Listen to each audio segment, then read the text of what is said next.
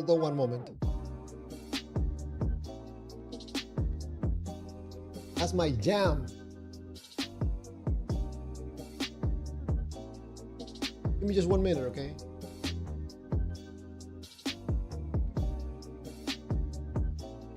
All right, that's enough.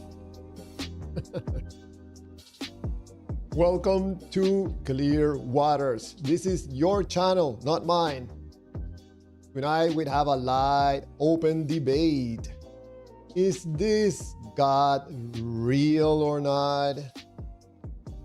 Could please someone, and we put this thing about God to rest, and we finally prove it. Someone with evidence, undeniable evidence. How about we have a debate, organized, structure, so you can present this evidence. I don't know about anybody else, but you convince me, I'll change the name of the channel. God's Clear Waters. And I'll be praising the Lord myself. Just a little bit of evidence, okay? That's enough for me. So tonight, yes, we're gonna have, if people want to participate, this is a live open debate. One believer versus one non-believer. Here, in a few minutes, I'm gonna show you the rules or recommendations to have this organized debate. First, let me make sure that my audio is working good. Thing is popping. Gotta buy me a new microphone. So let's check on that audio. Yes, from the vertical and from the horizontal streams. We are live streaming on vertical and horizontal streams. You want to see me on your TV or on your phone? Go to the vertical stream. And also the Discord for anybody that wants to participate and finally give you a chance to respectfully, in an organized way, you can present the evidence that the God of the Bible is real. Or if you want, Allah is real. If you're a Muslim. I can start if you want as a non-believer, to be on the other side. I try to be very respectful, listen to you. Or if anybody else as a non-believer and a believer want to engage in this, hopefully constructive conversation about if God is real or not. I'm gonna present to you, I'm gonna jump right to it.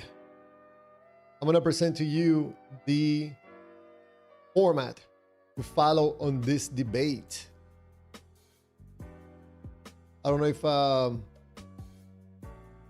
Phantom X is here already on the live stream, but thank you for the suggestion to repeat this debate format. Apparently people liked it.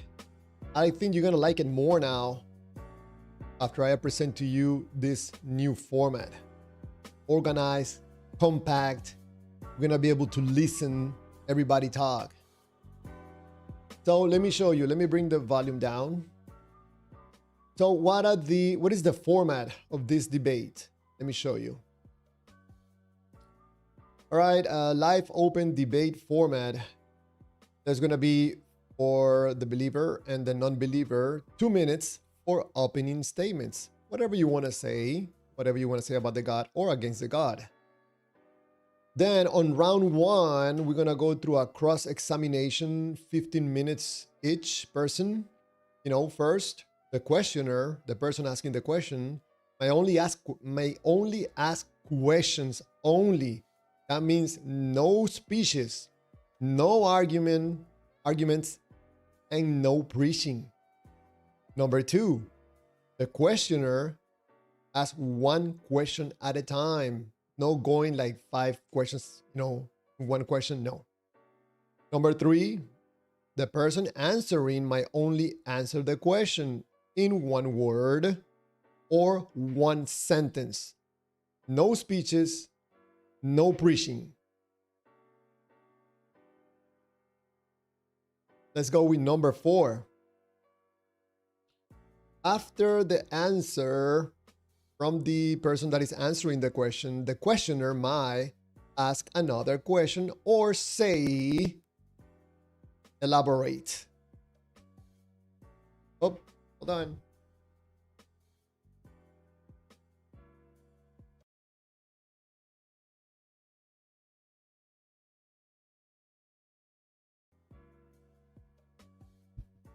Number 5, if the person says elaborate or is requested, the person answering the questions gets up to 60 seconds, no interruptions allowed.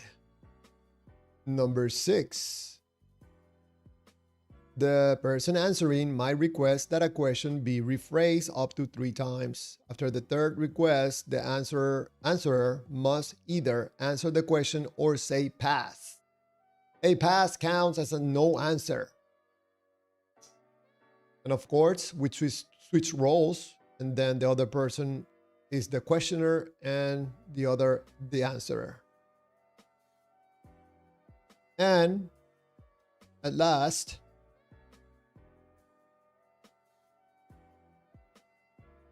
we go with an open discussion. 10 minutes, open discussion. Both can talk at the same time.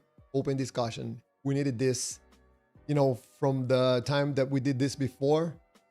I think this is even better. 10 minutes, open. You get to talk both and have a discussion, open discussions. So both participants might freely question, challenge, and respond. Both participants might make arguments. Both participants might interrupt respectfully. No personal attacks, no insults, stay on the current topic. The moderator might intervene if one participant dominates the discussion. Just to break it apart. And finally, closing statements, 2 minutes for each person. Very compact, very simple, not complicated. Do it in a way so myself and whoever wants to listen to this debate want to learn something.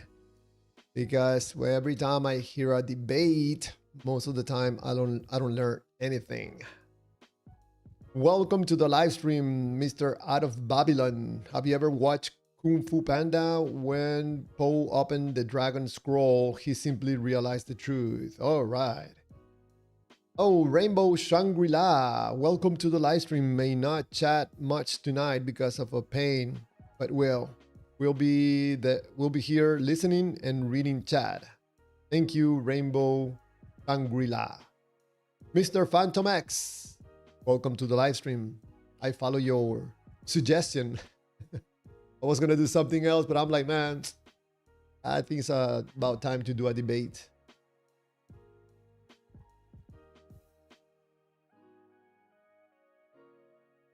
So I look forward to listen to debates. Not necessarily have to be myself. I'm more than happy to participate as the first person. Doesn't have to be me. But this is a great opportunity for anybody that thinks that God is real. You can present your views, your beliefs, your ideas in a clear, concise way. And someone else pushing back on whatever you're saying or presenting in a respectful way, organized way. Now let me go through. Oh, and this is the times. Try to have this a little bit organized.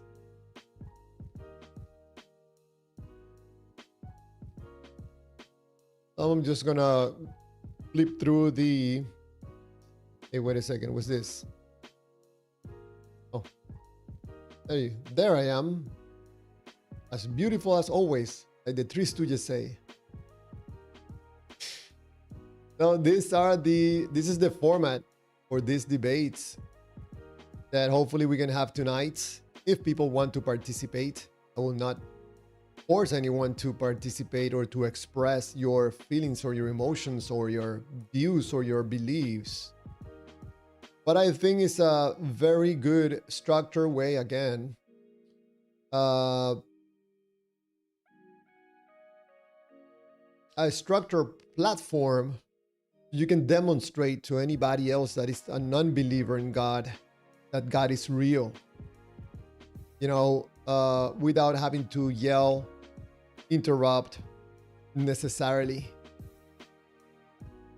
Also, if you are a person that feels a little nervous to get on a call, I understand. Happens to everybody. Happens to me. Just take a deep breath. And before I end my Excel, I do what I have to do. Get on that call. Or start the camera. Turn on the lights. But I feel like fear. I don't know. I guess I get nervous. My voice starts weakening. Do it. Turn on the camera. Or make the call. Don't think about it too much. This is supposed to be something that is fun, and at the same time, something that we can learn about and learn from.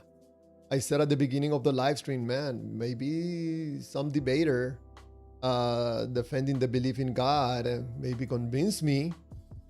I'll change the name of the channel. Maybe I change it to God's Clear Waters. No. I'll be happy to hear evidence for God,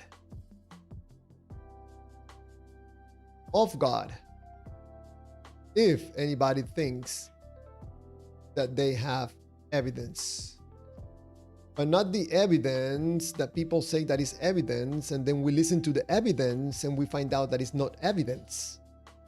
So try not to present evidence that is not evidence. Don't you think that is a good idea? I don't know. I would think. Now let me fix one of the colors. I think it looks kind of funny. Let me change it. It's a bit, yeah, I think probably that's better. And also let's fix one of the slides that is off. But there you go. There you go.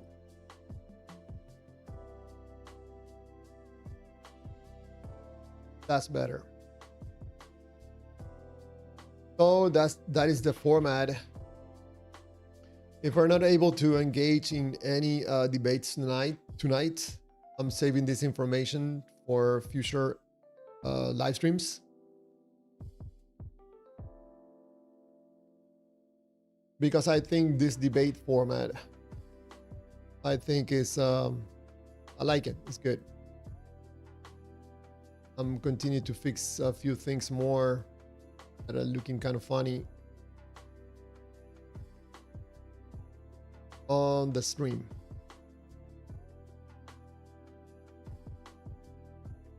These things I didn't notice at the beginning. Oh, better. So, where are those believers? I would like to listen to some evidence that God is real. I think it's important for people to listen and hear this information, especially with everything that is going on right now. We had an interesting live stream yesterday with Mr. Romans 1 presenting his view about God. It was a little tiny mini debate. He was kind enough to answer some questions, some tough questions. He was a good sport. Thank you, Mr. Romans. And your wife also was participating in the background. I don't know, maybe you call again today and want to participate in this respectful conversation that tonight we're calling it a debate, but in a organized, structured way. out of Babylon, what is the evidence that air is real? I can breathe it. Let me see. Yeah, I can breathe it. I don't know if it's air. Maybe we agree in putting that name to something that we breathe, but is evidence that air is real or not, evidence for a God. I'll be interesting to know, if you don't mind. What does the air have to do with the God of the Bible?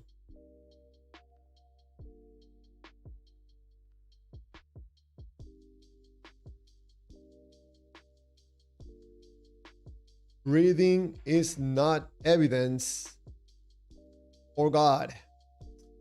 I think I kind of agree. I don't see the connection. Don't see the connection. Let me so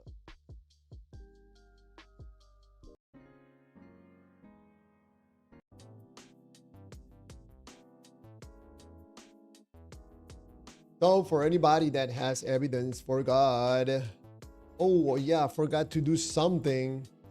If you give me a chance, I have to put the image.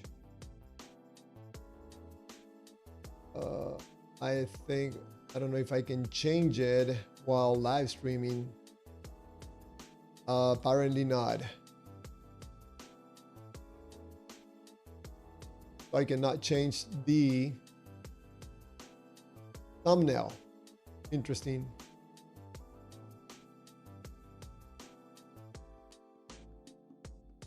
Nope.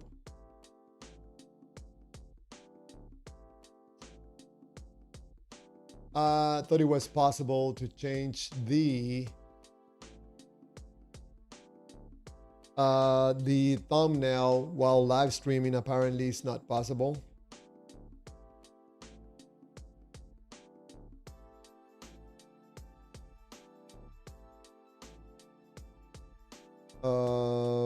Tag products. What is this thing about my shopping whatever thingy?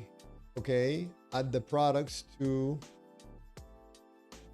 oh okay, so add some of the products from all right, I'll do that. YouTube suggesting that I add some products from my store, my brand new store.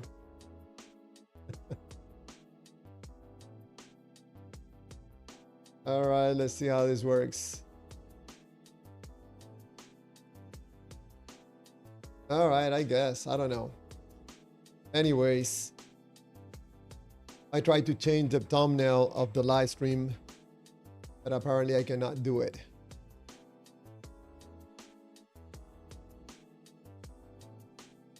Nope.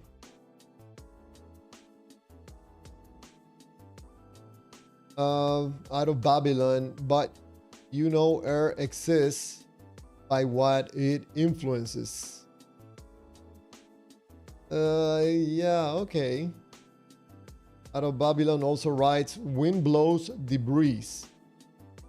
Excuse me. Tornadoes can lift up heavy objects. This is how love and wisdom or God works. Whoa. What? I still don't make the connection. Sorry. Out of Babylon. Don't make the connection. Or maybe if I leave that image on the live stream, it shows as a thumbnail with my pretty face on the thumbnail.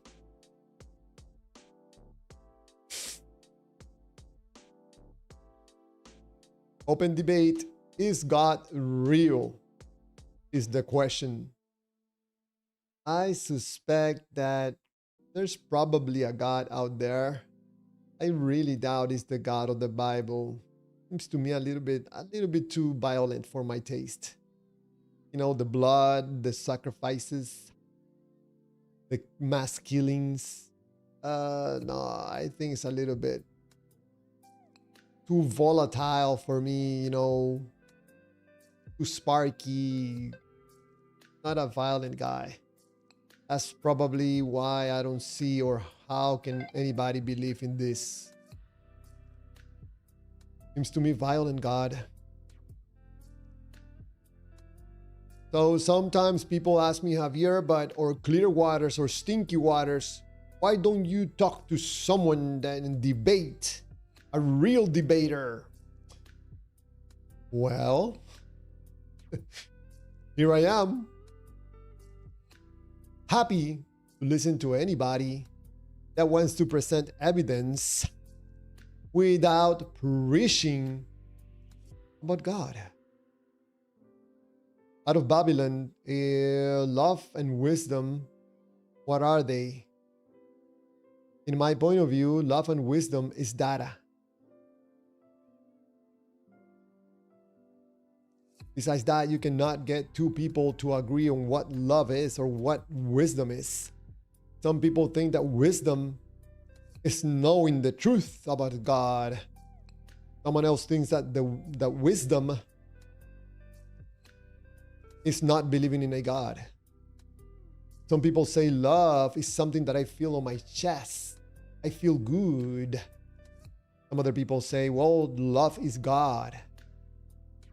So these are definitions that nobody wants to define them in the same way that you think what they mean.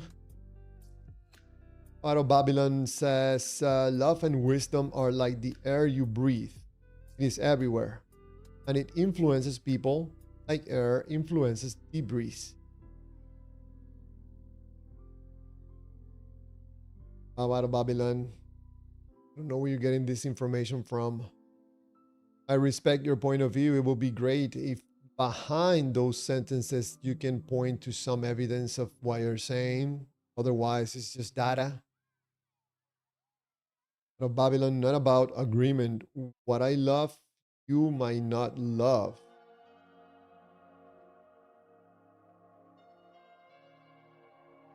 I don't know. I don't know. I'm not sure about that. So today I went back to do and put out shorts. I don't know. There's something about shorts that people like. Every time I start putting out shorts, my subscription count goes up.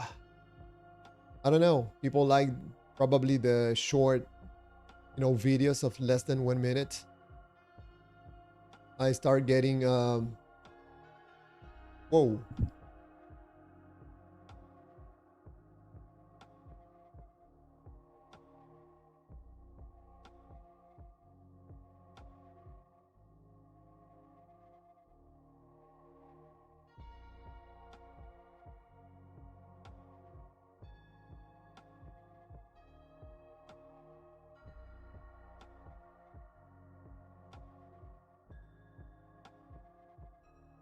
Man, I heard a loud bang outside.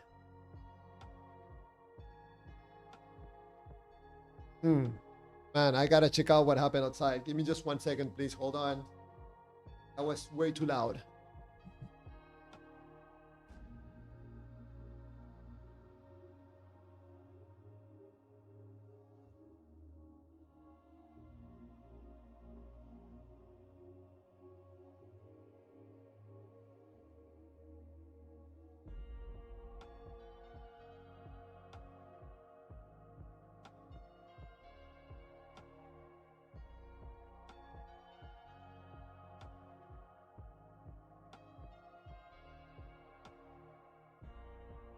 I don't know what that was, but it was a loud bang.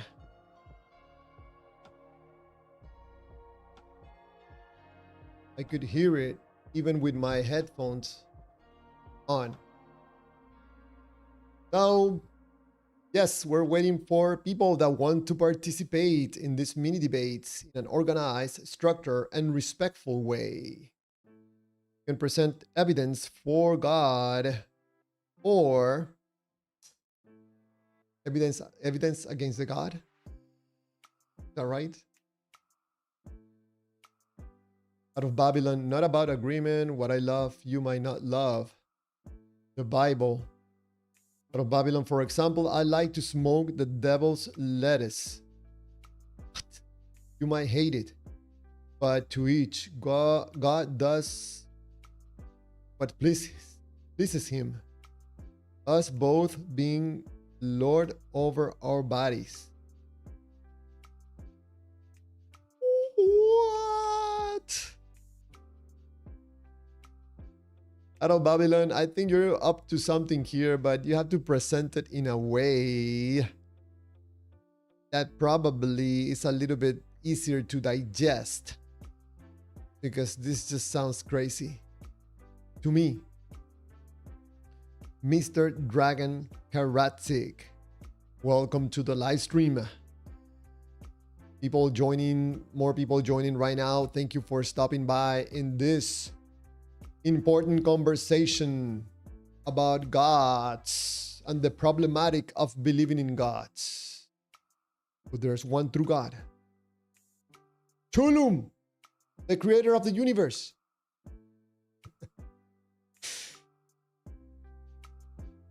Now we're doing debate night that we have done before one time. We're gonna do it a second time, see how it goes.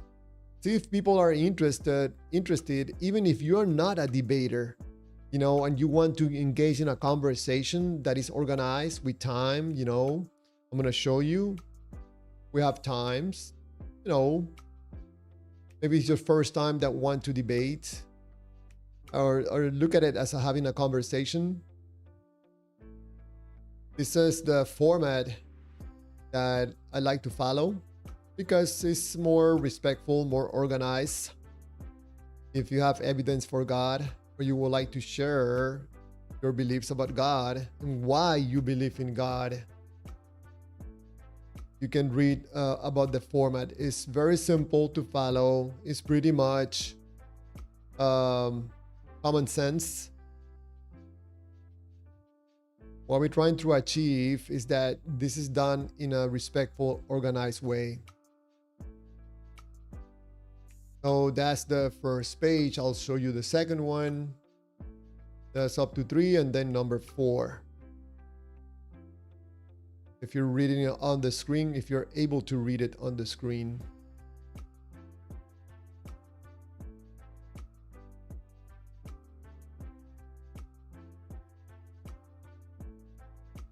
Only two people having this conversation or debate, not 5, 7, 8 people like normally we do it. I think it's fun sometimes, but we're doing something different tonight. So if you believe in God, probably you can do something good for yourself and for other people that probably could be converted because of the information you're able to provide as evidence, or what you think is evidence for God. And if you don't think that God is real and is made up, you're able to ask questions. This is in an organized way. I'm gonna flip the scene so you can see it's 3 pages. That's the last one.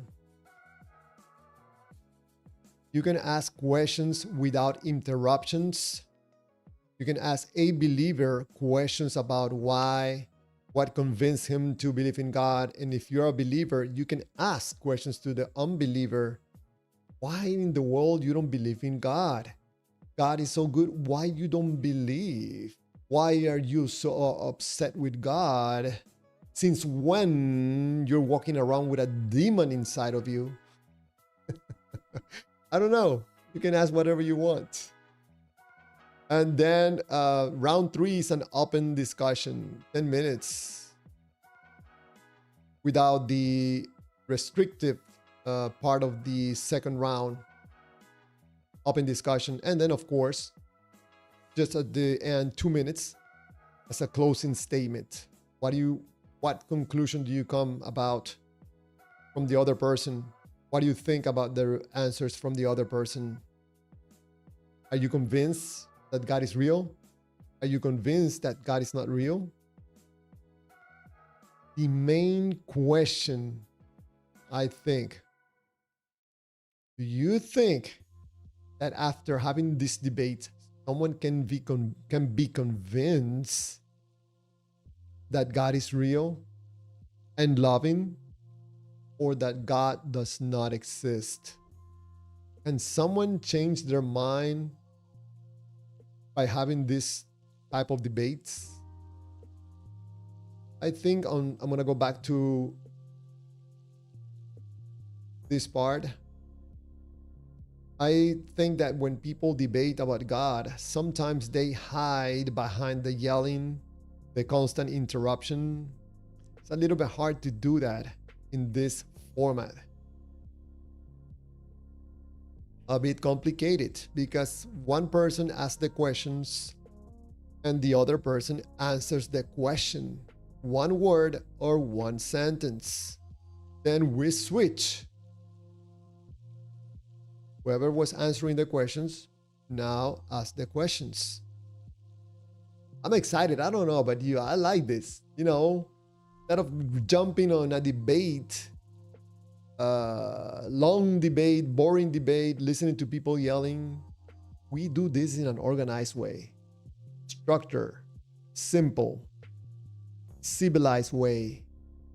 We want to get something of value from these conversations. I find it so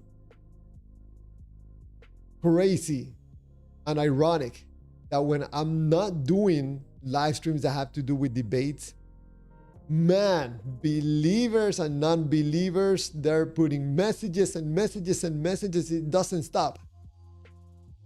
Now I put the word debate and everybody's like, I don't want to say something. No, I don't want to open my mouth.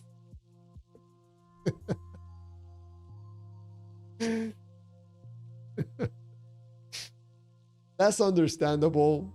You know, people get nervous, especially on debates. That's understandable. I get nervous all the time. I still do it. I still get on the camera. I still talk. I still make the phone call.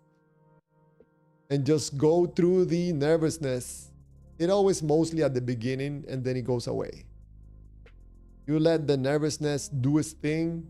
The nervousness let you do your thing. So out of Babylon writes, for example, I like to, okay, I already read that one. So you write again, I cannot present the truth under a formatted debate. The truth is really simple. How do you convince someone to love themselves? So if the truth is really simple, I would think you could present it in a simple way in a debate, especially on a structurized debate. Seems to me, you know, if I hold the truth about something and I'm convinced that I'm holding the truth because I can demonstrate that truth, probably two things are going to happen. I'm going to take it with me and keep it to myself, or I'm going to be yelling from the top of my lungs and, you know, screaming at 360 degrees. I got the power. I'll be singing that song all the time. I've got the power. But I don't know. That's just me. Out of Babylon, you are God. Oh, so I'm God. So the debate is if I'm real or not. Is that what you're saying? Am I real? Am I real? I don't know. Sometimes I'm not very real. Sometimes I'm very real. Especially when I kick something and I'm not wearing any shoes. Man, I feel very real. Out of Babylon, but if you do not love yourself enough, you will never believe it. I don't know, out of Babylon. I think that if you love yourself too much, you're gonna be a narcissist or something like that. I don't know. You can be, self-involved. You get into a selfish state. Oh, that thing about loving oneself, we gotta be careful with that. You can put yourself in a pedestal and forget about everybody else. And right now, I can hear a pin drop. You know, actually, what? Let's listen to the silence. Talking. Interesting. God.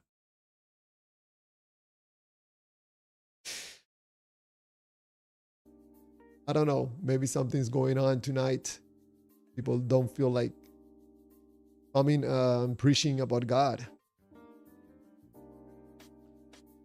Out of Babylon, the check is in loving your neighbor as yourself. Out of Babylon, where are you getting this from? It's something that is not new, but they're presented in a way like it's a fact. I don't know. I question everything. I like to understand things.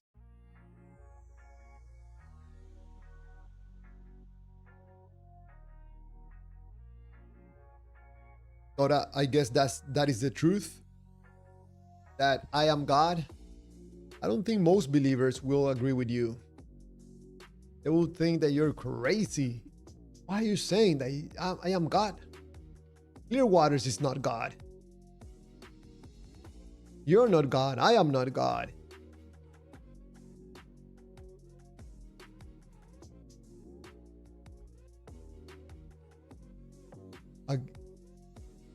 Again, the Bible. I don't get it. You know, if you believe or don't believe that there's a God out there, I'm gonna tell you something. Sometimes I look at the world, I think about my own mortality, and if I stay quiet for long enough, something doesn't feel right. There's a silence that is quite deafening, and at the same time, it's very noisy. I don't know if you understand what I'm talking about. Sometimes when you're thinking about, the most important things in our life, like family, death, silent, not knowing and not having answers for these questions, man. You know what?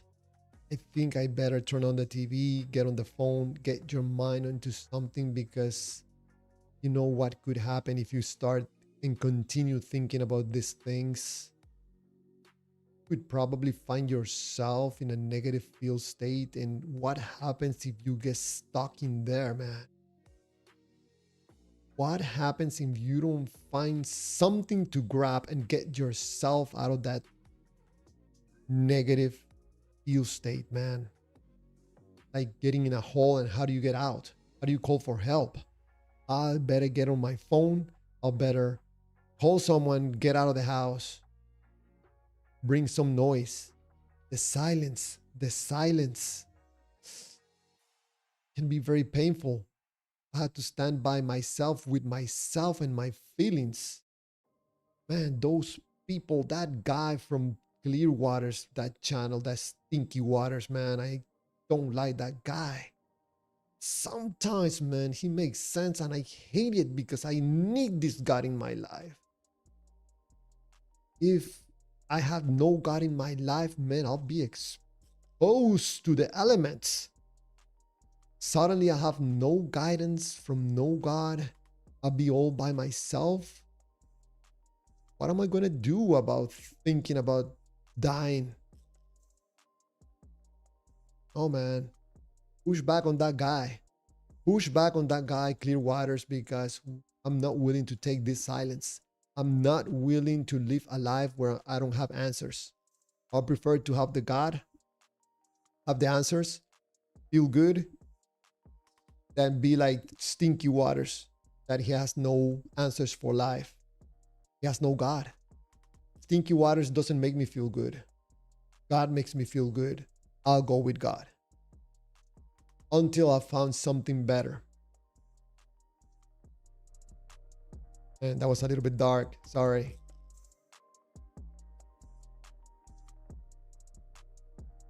So Out of Babylon says that I believe all so-called holy books conclude in the same thing. We are God made flesh. You know, if I listen to you, I'll be like, man, I'm God. Wow. So you say that I'm the Lord of the universe? Wow, man, that is an awesome truth. But wait a second. I'll be right back. I have to take out the garbage. I really like that joke. Sorry, probably it's too old. I don't know. Oh, this is debate night. We're waiting for participants. You can participate with me or participate with an unbeliever. What you have to do is just call the Discord at the bottom of the screen. Right there. You call that Discord link or on the chat, and you can have a conversation with someone else or with myself. If you are a believer, I'm an unbeliever. Or if we have a believer and non-believer on the call, you guys can have a conversation if you want. If you think that I'm wrong about not being a believer, thinking that believing in God is a problem, you can call and have a mini debate with myself following this format that I show, and I'll be showing again as the live stream continues. If you want to know what is the format of the debate, just write on the chat and just write format, debate format, and I'll show it to you. It's very simple. It's common sense. So let me see. Harry D, welcome to the live stream. Hello there. May I ask if we have a discussion? Yes, Harry D. This is like a debate night, mini debates, but in a respectful, organized, and a structured way. If you don't know what is the format, you can ask me on the chat and I'll show you the format. It's very common sense, very simple to follow. If you're a believer, you can have a discussion with me or a debate, whatever you want to call it, or with someone else that calls. If you're a believer, with a non-believer. And we can have a little fun with these debates or learn something too. Out of Babylon, we are God made flesh. W, only truth. I believe that the God of the Islam, that is the one God, is true. All right, W, only truth. If you want to engage in a respectful conversation or debate, whichever way you want to call it, call in at the Discord link at the bottom of the screen or on the chat. If you don't know the format of the debate, just ask me on the chat and I'll show you the format.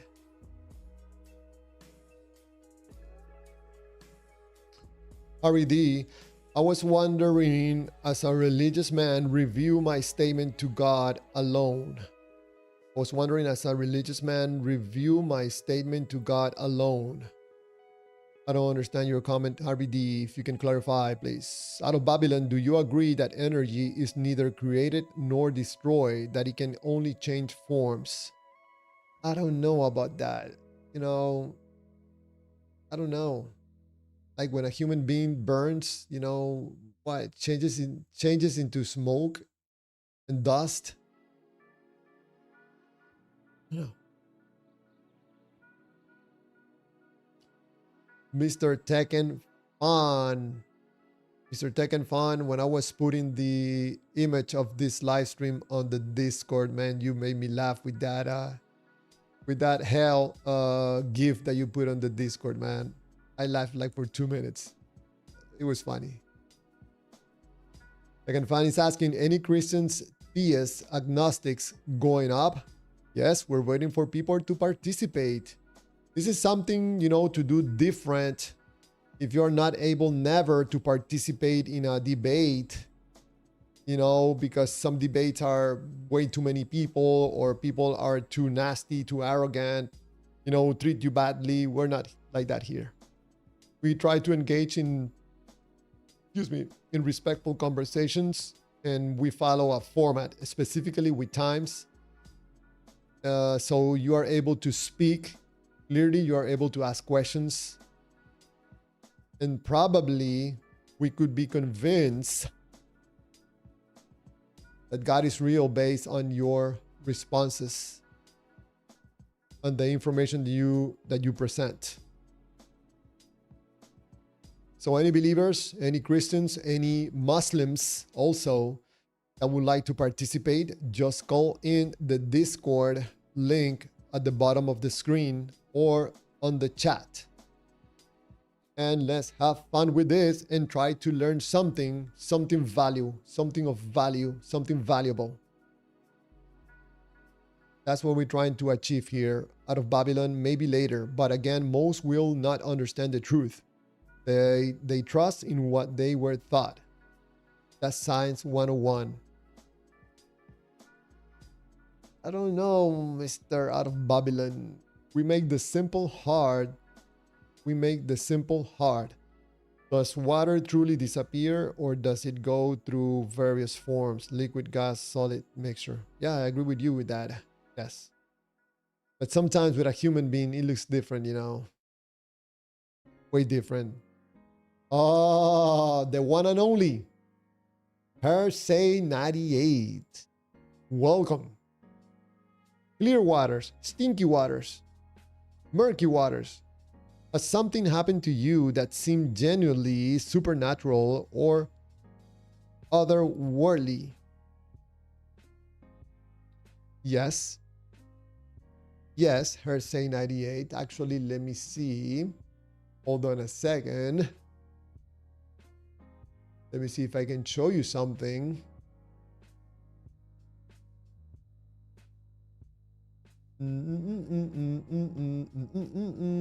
It's gonna take 1 minute. Where is it?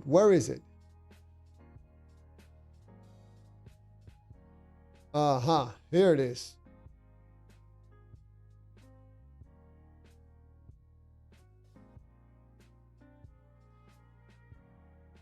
Let me show you. Where is it? Vids. Where is it? Vids. And we go here and we click here and we click here.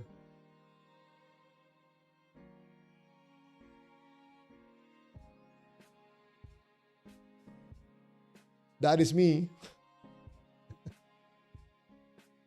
My experience with the Holy Spirit. Oh, wait a second. I look kind of funny on the horizontal. Hold on. How about now? No, still. You see now? Yes.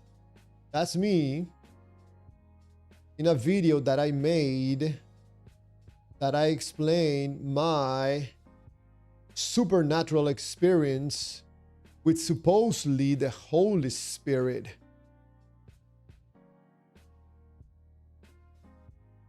There it is. You can look it up in my channel. Some of the first videos that I made. Again, my experience with the Holy Spirit. I give the description exactly how it happened.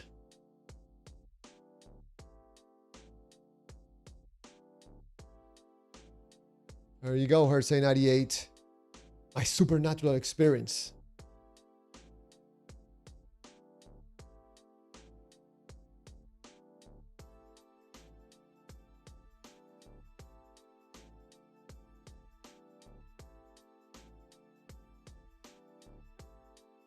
So, Say 98, you have never participated on a discussion or debate format. For anybody that wants to participate, just call in into the Discord link.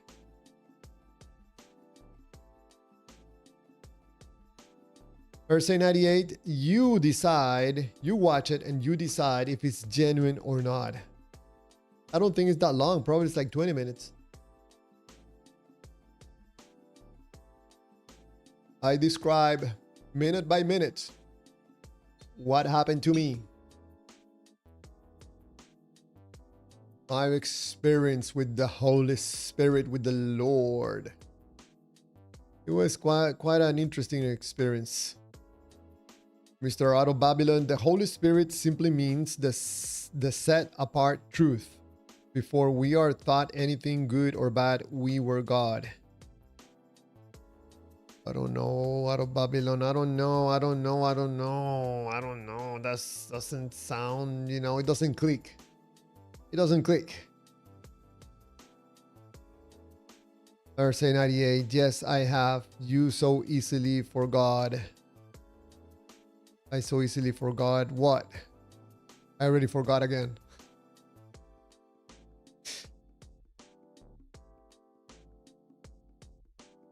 So, still no participants. At this point in time, we just probably invite one believer to call in and probably have a debate with me or a discussion with me. If you think that God is real, I think it's not real, at least not the God of the Bible. You can demonstrate to me how God is real by following this structure organized debate format. Probably you can ask me on the chats if you want to see the format, or just go back a little bit on the live stream. I have shown it several times. What is the format of the debate? It's very simple, very short, but very effective. This is not the first time we do this. This is going to be the second time. The first one, we have quite interesting and very good debates.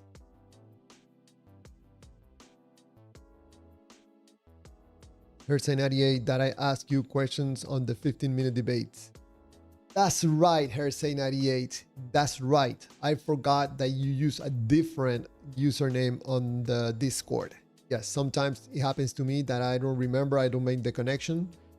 I just find out yesterday, I think it was, that crypto is Mr. Jeremy Wofford on the YouTube. You're absolutely right. And you did a very good job in that conversation.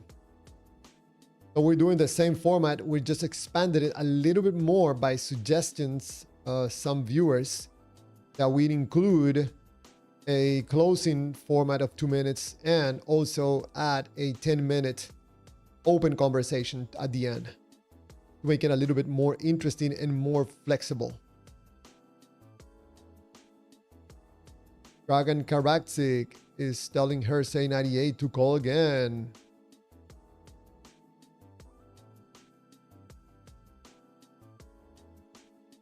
I don't know, maybe Hersey 98 asked everything she was going to ask that day, that night. I don't know. I think it was Hersey 98. I don't have any questions ready, Dragon. I think it was Hersey 98 was asking me yesterday about, why I'm doing these live streams and my family and, the time that I'm taking to do this. I don't know if you have heard me saying before on previous live streams that I don't see myself doing this for a long time. I work during the day, have like 3 jobs. I'm trying to get my freedom back by working and more for a little longer time. I have some other businesses. I'm doing trading. I built some bots for trading. So I said on one of the live streams, I think more than one, that if I start making money, probably I'll put my focus on those things. It could happen. And I'll end up not doing these live streams every day from Monday to Friday. They take a lot of time, but I enjoy them. there's no money into it, that one of the reasons that I started doing this live stream is because of money. There's no money here. At least not the type of money that I like. I'm thinking also about doing it at least 1 hour during the mornings and talk about a little bit about trading and the crypto market and the stock market. I don't know, probably I'll do that.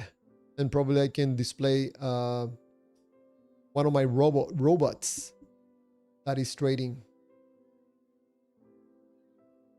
And we're waiting for anybody that wants to debate or have a conversation about if God is real or not real. Rainbow Shangri-La, I would miss your live stream so much. Oh, thank you. That is so kind of you, Rainbow. You know, I cannot believe that I have not missed in the past. I don't know. I started doing this live stream like 6 months ago or maybe less. I don't remember. But probably I missed 1 day or two because of holidays here in Panama. I don't know what got into me that I'm doing these live streams, and I do it very strictly every night from Monday to Fridays. Saturdays and Sundays, I'm doing something else. I'm with my family, doing other things. I like to work from Monday to Friday very hard, and the weekends, my religion doesn't allow me to work on weekends. Hersey 98, maybe if you would have been for God and talked positively about the God, he would have blessed you. You know, Hersey 98, if I look back in my life, I think it was my lack of knowledge, my ignorance about myself and how to handle money. I think that a lot of money went through my hands in different businesses that I have had in my life.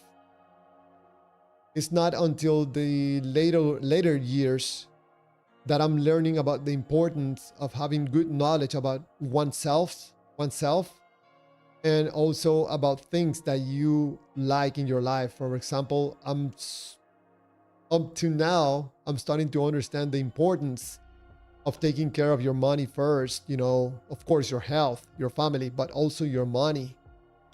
Come up with strategies that are going to put you in some good position in life, being able to take decisions and don't have to be worrying about going to work all day or night like I'm doing right now. I don't see it that much as a work, doing these live streams at night. It's just the time. I don't have time during the day to do these live streams on other projects. I have to do it at time when it's a little bit more quiet. My phone is not ringing. You know, people are not calling me. The airplanes are not passing by. Nobody's cutting the grass at this time. So there's a lot of distractions during the day. Dragon Karbaksik writes, you cannot leave off praising God. Amen. Amen, brother. Now, I think it's about grabbing data. Hersey 98, Rainbow Dragon, I think it's about grabbing data and finding value in this data about oneself, understanding more about yourself, myself, and trying to come up with more informed decisions about life. I thought that money was always, always gonna continue come. I'm always attracted to money. Money was always running, coming to myself until it stops. Not a good feeling. Well, we're talking about money. We're talking about God. If God is real, is it real? Oh, Out of Babylon writes,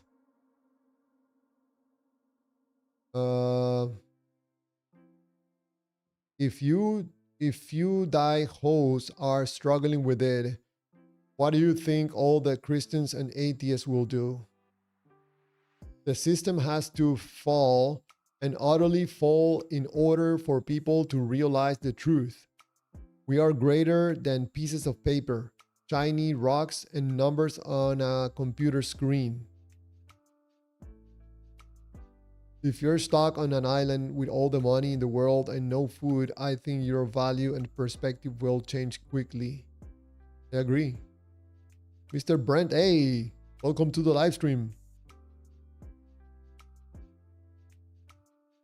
Brent A is asking, define real clear waters.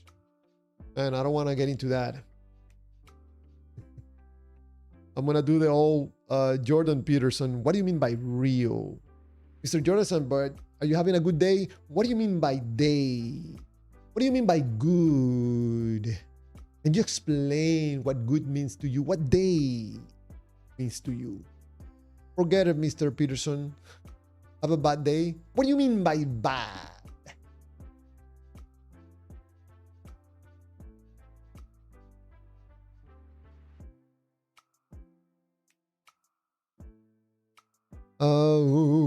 Hersey 98, Clearwaters, are you making money your God? Hersey 98, I don't believe that I have any gods. My only God, if I had a God, probably I would go with Chulum, the only non-violent God. But if you're talking about a human God, a humane God, or mundane God, like money, stuff like that, no.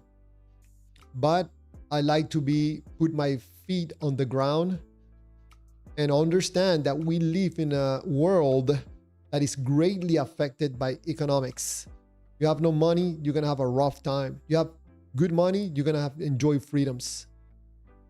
That life is not gonna make you happy. I'm sorry, money is not gonna help you. It's not gonna make you happy. I'll prefer to be sad with a lot of money than being sad with no money.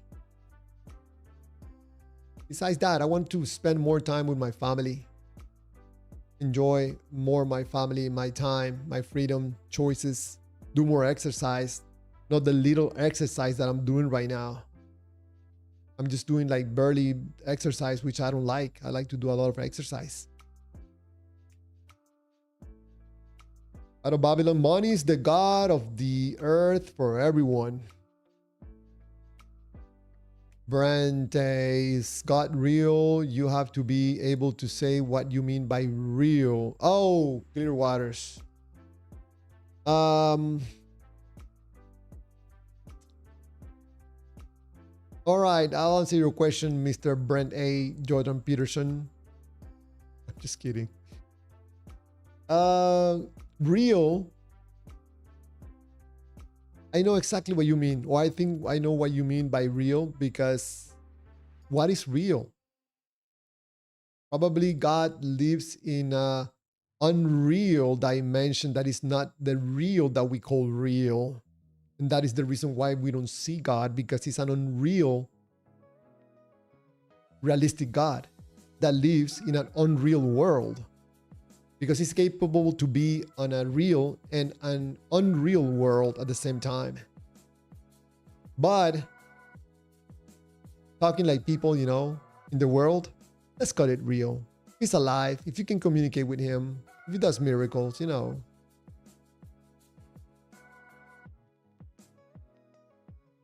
Brente, to me, real is that which has material or physical existence. Yes, Brente, we can agree on that. That is real. You can interact with that. It seems that God being divided in three persons is real, and also is not real in the sense of what we call real, that we can see with our senses and interact with that, something that is real.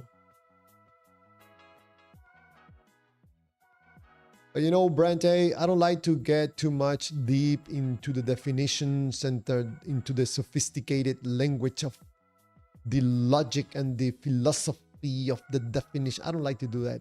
I like to be a little bit more simple.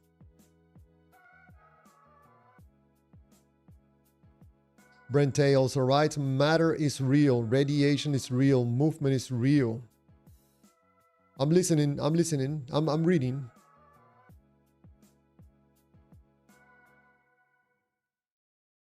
Out of Babylon, but why do Why do I need money in a world none of us asked for to begin with? What about those who simply question it? Out of Babylon. Rente, not Jordan Peterson. I'm just saying you have to define terms. I agree with Brente. I'm glad you have a sense of humor. Yeah, I understand. But for these conversations, people are going to have different definitions for what real means. And let's try to get in agreement of what real means to us, most likely something that we can interact with. Like people say that they have personal experiences or personal relationships with God and Jesus. I'm talking about that. Brente at Clearwater, see above for my definition and examples.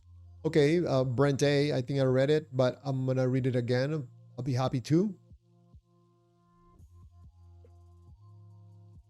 Yes, Brente says and wrote, to me, real is that which has material or physical existence.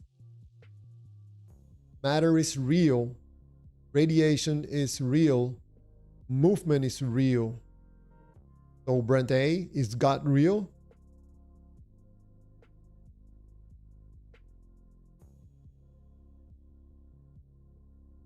Out of Babylon, you don't see air as well. RSA 98 writes, clear waters, if undeniable evidence were presented to you tomorrow proving God is real, how would your daily life or perspective on the world change? I don't know, RSA 98. I think that if there's undeniable evidence that God is real, I don't I don't think that much will change until the point that I will be able to have a conversation with God and ask him like, God, what for? What for? You were lonely, sad, in the nothingness, that you wanted to make this whole soap opera novella about having these little things called humans and punish them. What for? Are you missing something, God? Are you okay? You need a hug?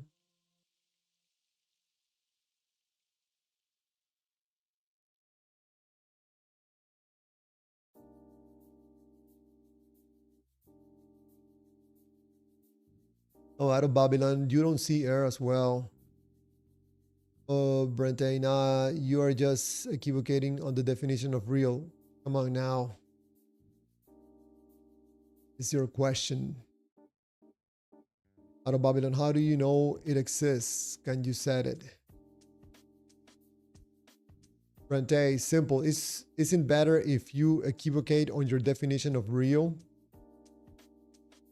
Out of Babylon, Brente, out of Babylon is something we agree we can interact with existence. Okay, Brente, I think I understand where you're coming from, and I'm starting to agree, yes. Out of Babylon, so if we agree and we see the problem it causes, why do we ask continue to agree to it? What? Brent, Clearwaters, there is lag between me typing and you reading. Sorry. Yes, yes, yes. There's always a delay, sometimes of 10 seconds, sometimes up to a minute. And sometimes the messages are going too fast. So I follow, I get behind on the reading of the messages. Oh, win. 9719. No, I don't think God is real. Oh, do we have a caller? Mr. James in Seattle, if you give me just one moment so I can give you some volume. Hold on. You're muted right now.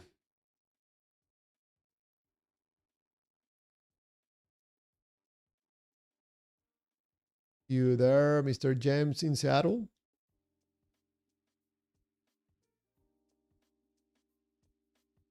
Oh, all right.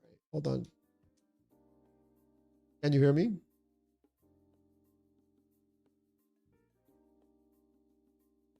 Can you, James in Seattle, can you disconnect and connect, please?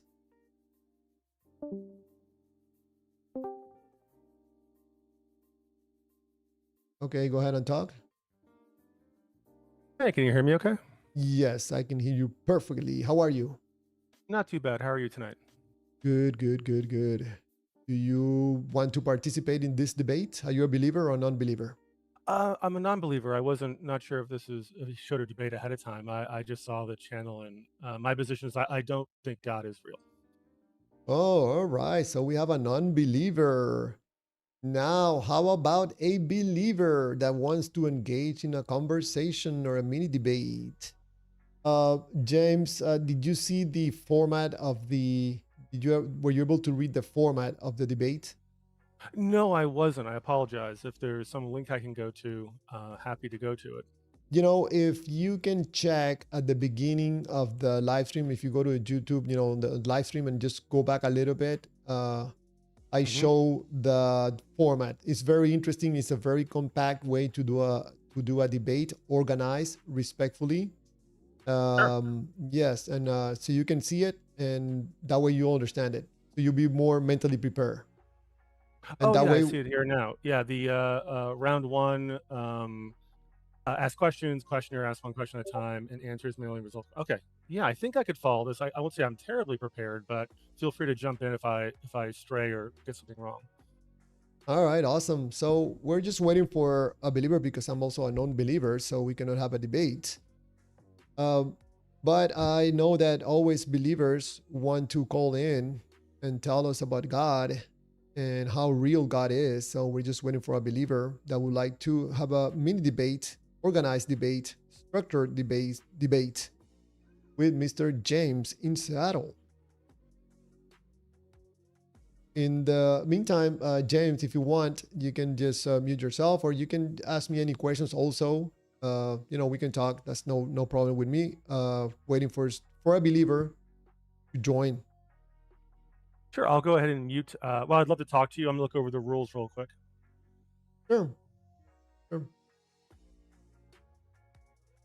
All right, so we have an unbeliever ready to have a debate with a believer.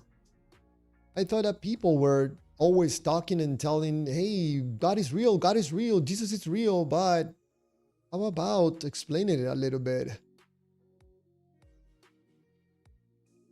I read Full Wind. No, I don't think God is real. Dragon Karaxi. Call Hersey 98 if you want to have a conversation or a mini debate with Mr. James in Seattle. Dragon Karaxi says just for fun.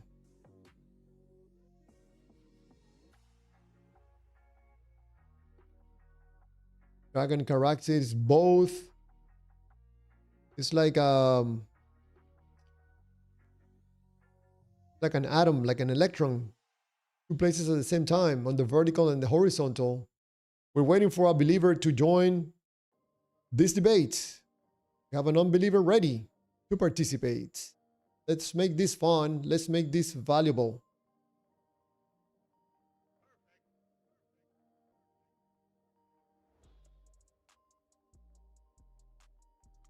So.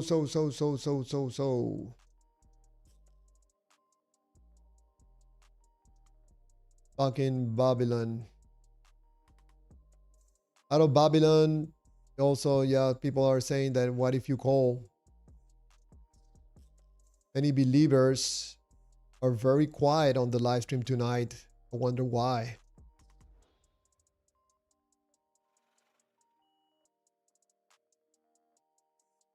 No believers want to defend God. That's interesting.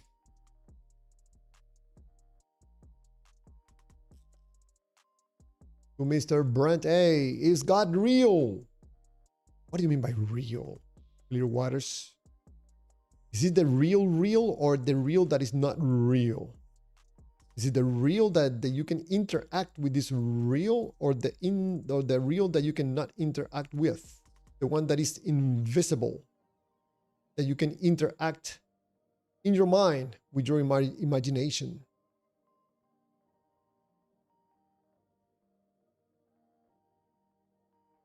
Man, what happened with those Muslims that used to call a few live streams back? Seems to me they were very sure that God was real, Allah was real. Brent A writes,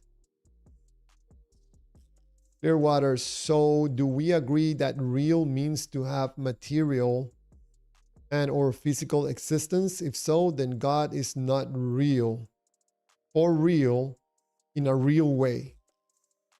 That is not real. I think that for the sake of, agreeing on something about what real means, yeah, I agree with you. Something that is material, that has a physical existence that you can interact with.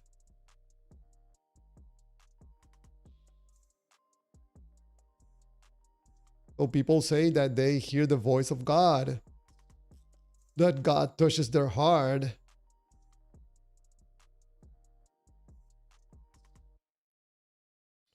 Brand Day, as in right now, we're waiting for a believer. I think you're not a believer. Brand Day, numbers are not real. Unbelievers say that numbers prove that God is real. Dragon Caraxi, 8B was great guy. Yes. He hasn't stopped by in a while. He's like, I don't like that Clearwater guy. He's pushing back on my God. I don't like it. Brente, circles are not real.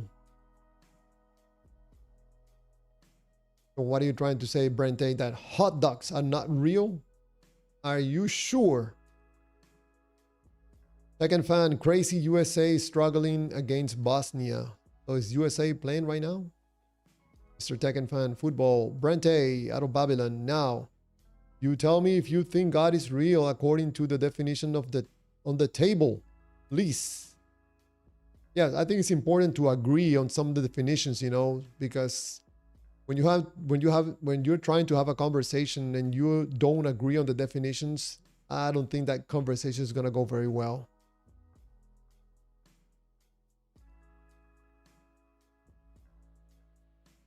But I suspect Brent A, probably a believer, will tell you that God is so real,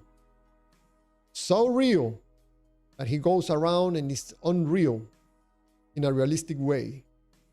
Through the power of the Holy Spirit, incarnated in Jesus, who realizes that he's real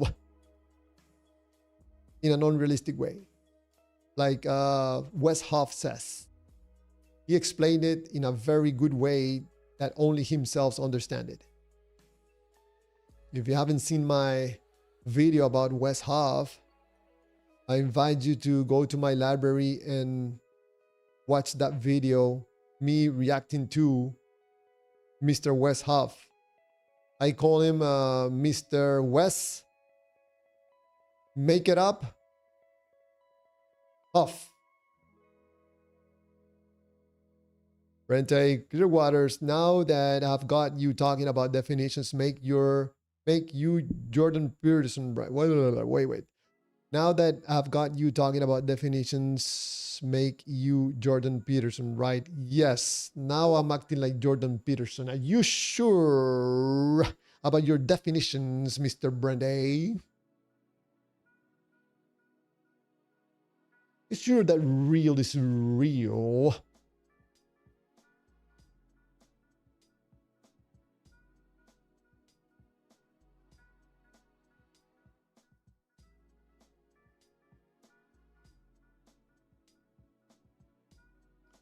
There are some people on the Discord right now, some believers on the Discord. You can just join the conversation and have a little debate.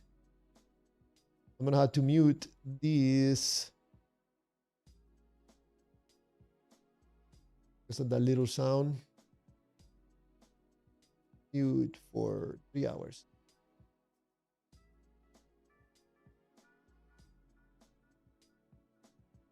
Oh, Mr. Jem in Seattle is waiting very patiently. Oh, we have Ikaya Elohim, also known out of Babylon. And we also have another caller, Phantom X. Hey, James, is that you? I can see you. Ikaya, are you going to participate in the debate? As I know that you seem to be a believer. Hey, Phantom X, how are you? Good. How are you? Doing great. Doing great. Don't forget don't forget to set these guys with the permissions. Oh, that's right. I think probably that's why I don't hear. Hey, Ikaya, can you hear me? If Yeah, I can hear you now. Oh, sorry. Yeah. Thank you, Phantom. You saved me again. Hey, Ikaya, are you going to participate in the debate? Sure, no problem. I told you the truth. Is it possible you can get a little bit close to the microphone? You sound like far away from the microphone. Can you hear me now? Yeah, that's way better. I said the truth is here, so. All right, so let me put on the screen the times. So basically, we're gonna do a 2-minute session where you present your views about God or not believing in God. And then we jump to the part where you ask the questions and the other person just answers the questions. After 15 minutes, we turn it around for the other person to ask the questions. After that, then we go into 10 minutes of open discussion or conversation, respectfully. And after that, just a 2-minute closing statements. Sounds good? Yeah, sounds good. All right. So who wants to go first? Ikaya or James? I think James was here first, so let's let him go first. Sure, thank you. And is it Ikaya? Is that the correct pronunciation of your name? Yeah, that's right. Or you can call me out of Babylon. It doesn't matter. Okay, I'll use Ikaya just because it's on the screen. right. So, Go ahead. Great. So for the opening statement, I am a non-believer. I have seen no good reason or evidence to support various God claims. I find the most reasonable explanation is that these are stories of people who are trying to explain the world to authors to writing to the audience of their times, trying to address historical, social, and political goals. And as I look at the world around me through the lens of naturalism, science, common sense, and my own experiences, I just don't find that the God explanations that I've heard so far have been sufficient to really give me any insight in a practical way. But I am open to being wrong about that. I just wait for something that is convincing to myself. And I'll end there. All right, perfect. So let's reset the time. And Ikaya, you have 2 minutes. Well, I do believe in God, but the problem is I think I'm the wrong Christian to talk to because, again, the Christians are going to be mad at me because I agree with most of the things you say. The issue is, again, that I say that I've always been saying that I've been typing for the longest now, that God is love and wisdom. I got an echo on my phone. I'm hearing it for some reason. We can hear you clearly here. All right, I'm just hearing the echo, so you gotta. But God is love and wisdom, and it's the same thing as our physical realm of air. We can't see air, but we can see where air influences. We breathe air every day. We need air to survive. If the air blows out in the street, we can see it by the dust and the trash that it moves. Or if there's a tornado, like I said, it moves every object. That's how love and wisdom operates within us. So I agree with what he said. The Bible was simply written as, like you said, a political tool. It was simply men using the name of goodness at the time of the day of God to do whether it was good or evil over the people. And it is the same thing we see today. This is why I harp on homelessness and poverty. These are things that we can clearly end today.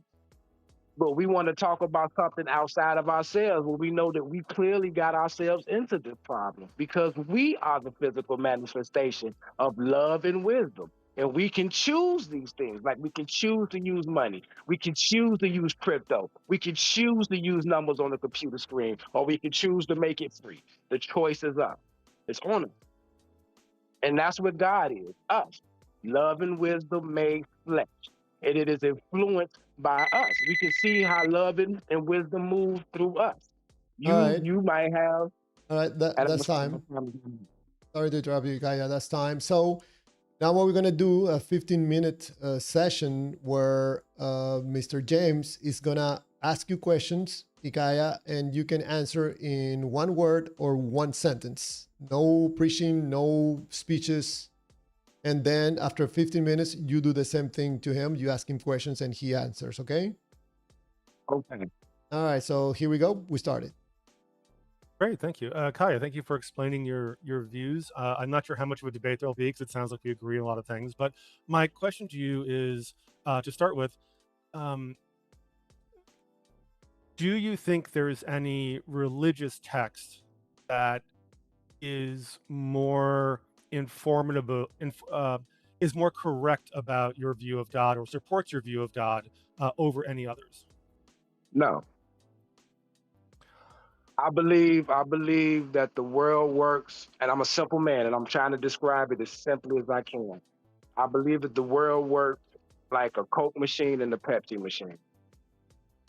If you was to walk into a building and you only saw a Coke machine, your chances of buying Coke is 50-50.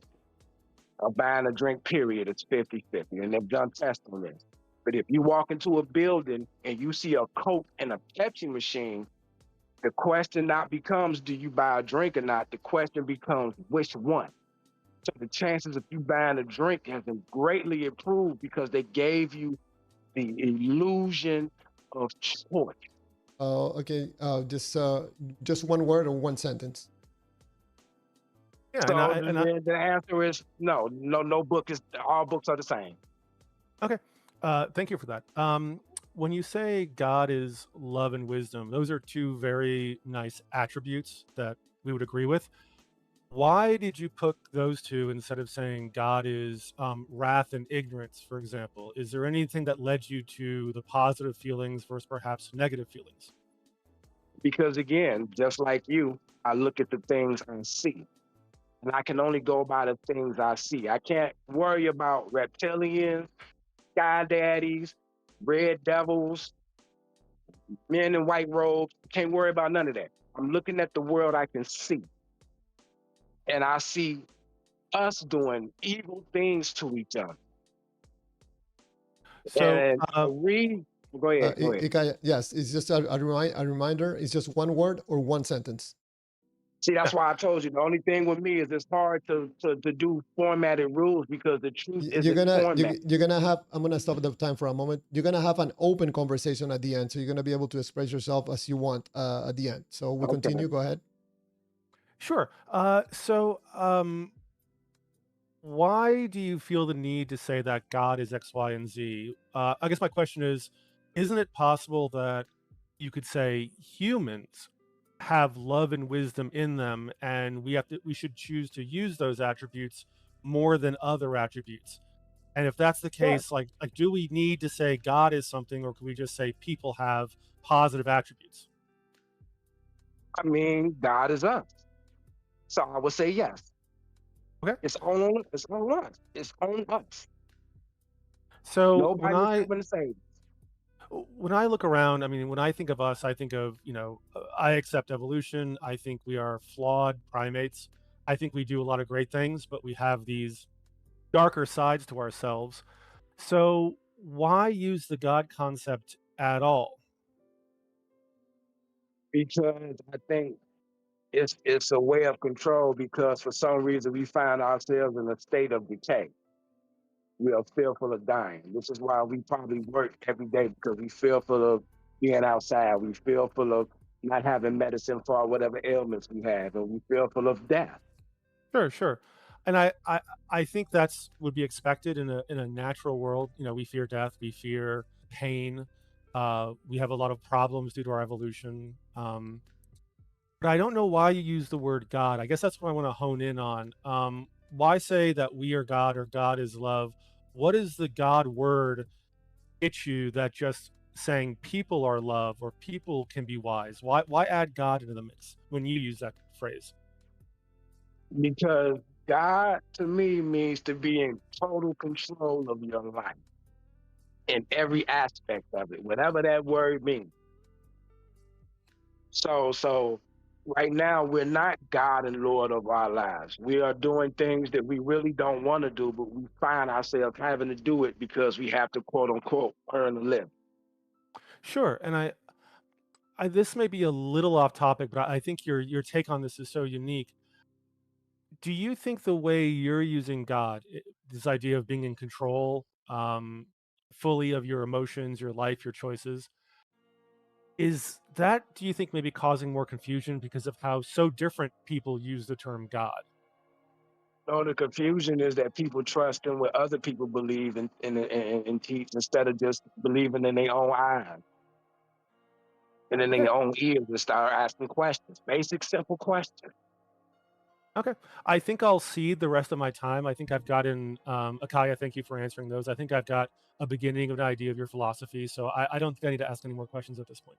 All right, let's reset that time. And this is your turn, Ikaya, to ask James questions. Go ahead and start now. Okay. Um, I guess I can start with, let's talk about the things we can see. Let's start with simple stuff like homelessness. Why do you think there are homelessness in America? I'm sorry, what was that? How many or? No, I said, why do you think we have homelessness in America? Uh, I think it's a complex question. I'll try to be succinct. I think we have a unbalanced social structure.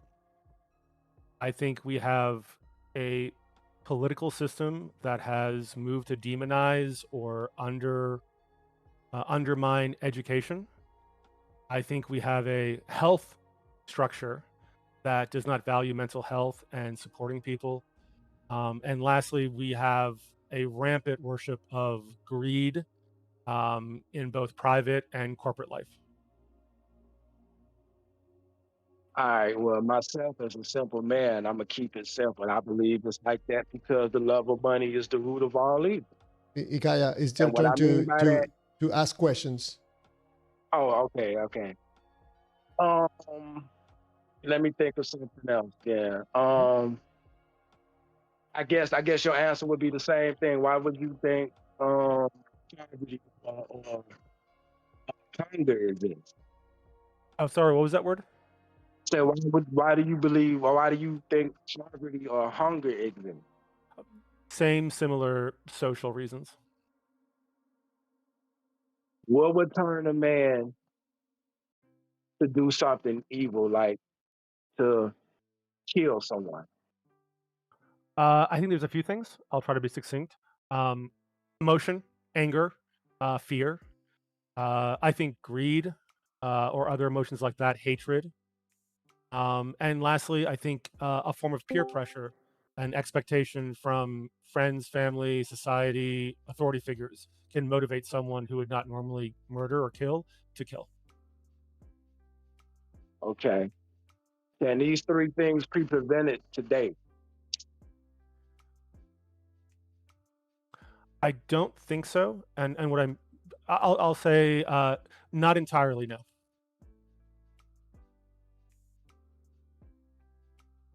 Um, I guess that's all. Because again, that's all I just want to deal with what I can see. So that's all the questions I have. All right. All right, let's pause it. Okay, so you guys have not used your entire time. So right now we pass to the open conversation, and this is gonna be 10 minutes. Just you can ask questions, openly for 10 minutes, starting now. Sure. Do you want to go first? Um, I mean, I don't have necessarily questions. I just have solutions. I'm telling you honestly, and I'm not trying to be cocky or anything. The truth is here, whether you accept it or not. This is not my word. I don't have no fear in my heart. I believe all men are saved. We find salvation because we are a personal manifestation of love and wisdom. Energy that is neither created nor, and I learned this in science class, energy that is neither created nor destroyed, that can only change forms. And I watch water do it all the time. What do you mean save? Save from what? Death, the thing we're fearful of. I take the approach that everything dies, everything sentient dies, as far as I know. So what do you mean save from death? I mean that we can beat death. How would that happen? How would you? What is your version of beating death? Coming together in love. Okay. Stop selling things to one another. Stop thinking that this world is for our benefit. Stop thinking that people that treat cancer is in it for your well-being. When they're getting paid $1 trillion to treat cancer, they will never find a cure. Why do we believe this? Sure. I probably agree with a lot of what you're saying. I think maybe my only comment is your view when you use words like or phrases like conquering death or we are God or God is love. I guess my only comment would be that I'm so used to hearing that from, say, Christians or Muslims or Jews, that it does make your message a little confusing, if that makes sense. It's confusing because Christians and Muslims are taught the truth. But put it to you this way: if I was, and again, I recognize this in myself because I see myself in every man. If I was born in an Islamic country or on that side of the world, I'll be talking about the most humble Allah or something. I understand this. It's about where I was born and what I was taught. But I also learned in my studies of the Bible that every holy book concludes that all you got to do is love your neighbor as yourself. Oh yeah, So I'm sorry, but if the conclusion of every book is to love your neighbor as yourself, then that's the answer. Yeah. Why are we fighting one another? Yeah, I think I think I'd probably agree with you there. I mean, I have no problem with there being good wisdom in ancient books any more than I do in wisdom found in books today.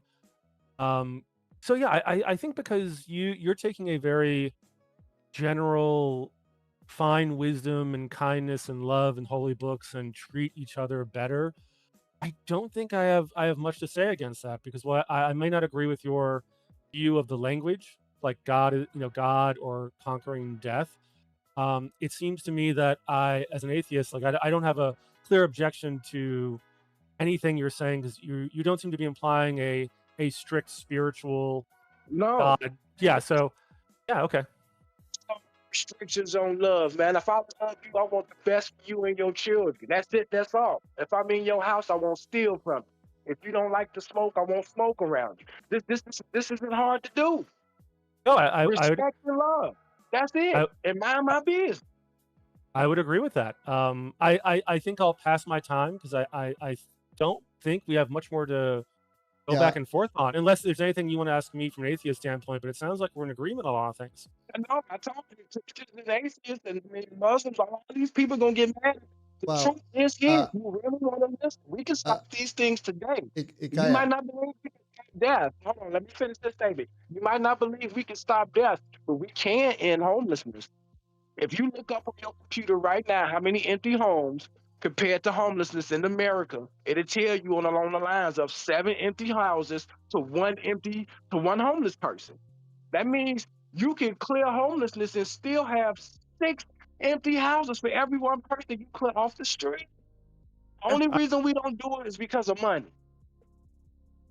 So we have to realize what the problem is for everybody. Hey, and right now we under this scam. Hey Kaya, we're gonna have to stop it. Your connection is breaking up a lot, so when you talk, it's hard to understand sometimes what you're saying. I don't know if it's your phone or your connection. Not sure. Yeah, I think it's okay for you guys if we stop it there because I think also I there's a lot of agreement. Yeah, thank you so much, Akai. I appreciate you coming up and a lot of give me a chance to chat with you. I cannot deny that. I'm not no rigid. I'm not no church going on. I just want to, like I said, I'm just tired of death, and I'm tired of seeing people on the street. And I All think right. if you're a human being, you should be tired of seeing people on the street too. All right. Thank I'm just you, Gaia. Yeah, saying, well, Thank you so much for participating, guys. Thank you so much. Hang in there, James, if you want, because there's not. Well, I don't know if Phantom wants to participate. I don't know that Phantom is not a believer, but if we don't have another non-believer that wants to participate, you can go ahead again if you want. Dre, if you're listening to me right now, I'm going to unmute you. For anybody that is listening to me right now and you find yourself muted automatically when you join the Discord, we're doing that because yesterday we had some, I don't know if they call it bombing, like a lot of people join and they try to take down the live stream. So trying to protect a little bit the Discord. So Dre, if you can unmute yourself. If you're not able to unmute yourself, just disconnect and connect again and you should be able to speak, because I know that Dre is a believer. I don't know if he wants to participate on the debate. Also, her say 98. You write so much for going into chat. They have you muted. Her say 98. Yeah, everybody else, only the participants can talk at that moment. But if you join the Discord, I can unmute you if you want to participate in the debate as a believer, because I know you're a believer. You can go ahead and join again the Discord. Dre, if you can hear me and you're still not able to unmute yourself, just disconnect and connect again and you should be okay. Can you hear me? Yes, we can hear you now. Okay. Hi. How's it going, guys? Great, doing great. Do you want to participate in the debates? I just joined, so I didn't really hear much about what the conversation was that was taking place exactly, but I would like to participate. I just don't want to participate too early before I have anything to say, I guess. All right. We have a non-believer or atheist. It's okay if I call you James atheist? yeah, atheist is fine. So basically, Dre, we're doing debate night with a format that we're following. You see on the screen right now is 2 minutes for introduction or open statements, then 15 minutes of cross-examination from one another, and then a 10-minute section of open conversation, and ending in a 2-minute closing statements from each of the participants. So if you're ready to participate, let me know. Or if Okay. not, you want to do it? Yeah, I mean, you know me, Javier, I kind of ramble a lot, so it might not be like, All the right. 15 minutes might be a lot for me, so. No, listen, there's a format that we're following that when, for example, in the case of James, if he starts and he starts asking question in the cross-examination, he's going to ask you a question and you can answer with one word or one sentence. Okay. All right. I'll just like try to that. remind you while we're doing this. Okay. So, Yeah. James, you want to go first?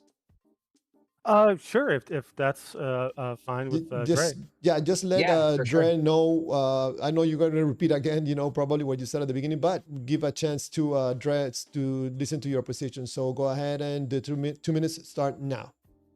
Sure, thank you. Nice to meet you, Dre. So I am an atheist. I do not currently believe in any god or gods. My view, after personal experience and investigations into different religions, primarily Christianity and Judaism, is that the authors of these books were men, and many of the stories were done for political, social, or similar reasons. The authors were speaking to the audiences of their time. And so far, I haven't seen any good reason or evidence to support the idea that a specific God exists and interacts with humanity. But I am open to the possibility. All right. Cool. Thank you for sharing. We'll reset the clock. And Dre, if you want to open with a statement, you can let James, your position about God. Go ahead now. Okay. Hi, James. Nice to meet you. I'm Dre, and so I am a believer. I used to not be a believer at one point in time. I was raised, I guess, in a faithful family to some degree. My mom's side of the family was Catholic. My dad's side of the family was Lutheran. I definitely had a sense of faith at a young age. very strong, definitely from a young age. That was not dependent upon my family because my family really wasn't super devout in their faith. So that was kind of a unique thing to me. Like my siblings and my cousins, nobody really followed that same path that I followed. But as I got older in my teenage years, I still maintained a sense of faith.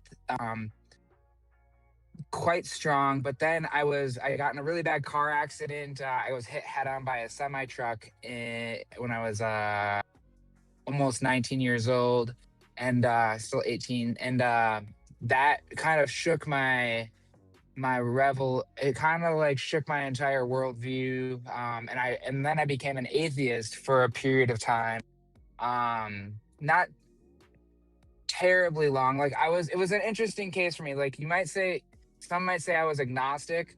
I would say I was an atheist because I was very much so, I wanted there to be a God, but I was very much so convinced that there was not a God. And that was kind of my conundrum that I was dealing with at that point in my life. And as a matter of fact, that actually kind of started even prior to my car accident. The car accident really emphasized it even more. But yeah, that was like my first year of college. It was really difficult for me, anyways. And then so many life experiences. I'm now in my mid 30s, like, All so right. obviously it's been That's quite some time. So I've now become a believer again for enough reasons. So uh, all right. That's 2 minutes. Okay, so we go into the first stage session of 15 minutes of cross-examination, starting with you, James, asking questions to Dre, and Dre will answer with one word or one sentence. Starting now. Great. Well, first, Trey, thank you for that. And very sorry to hear about the car accident. Glad you seem to be on the mend, although I know those things are very traumatic. So thank you for sharing that.